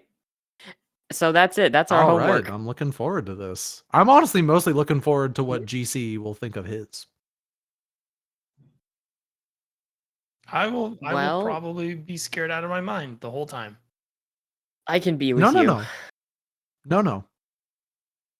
I want GC to get the atmosphere. I'll get into the atmosphere whether or not people are with me. No. trust me. If I'm playing a scary game, yeah. But I want you to be like, I want you to feel alone. Trust me. You've made me play something scary. When I play scary things, the world blots out and I am alone. You'll trust it'll be fine. I want you to stream. Actually, I don't know if I want you to stream this game. It could be fun to stream though, if you're looking for something to stream. But I at least want your first session to be alone. I can't promise that, All but right. We'll see. If it's too much for you, you can tag someone else in. But I want to see if like you can really get immersed in this. Speaking of getting immersed, start downloading I'm Diablo 4, Cullen, because we're gonna hit it now. Relax. All right. Well, everybody, thank you for tuning into this episode of Burnout Culture. You can find us on Burnout Cult at Twitter, Burnout Culture at YouTube, Burnout Culture Podcast at gmail.com. We got an RSS feed. We got a Spotify page. Check us out. Listen what I have to say. Write us hate mail. Please Don't don't. write us hate mail. Send us some Don't write us questions. questions. Yeah, please. But yeah. Is that it, guys? Is that are we closing out? Let's go home. Yeah. All right. Bye Goodbye, bye, everyone.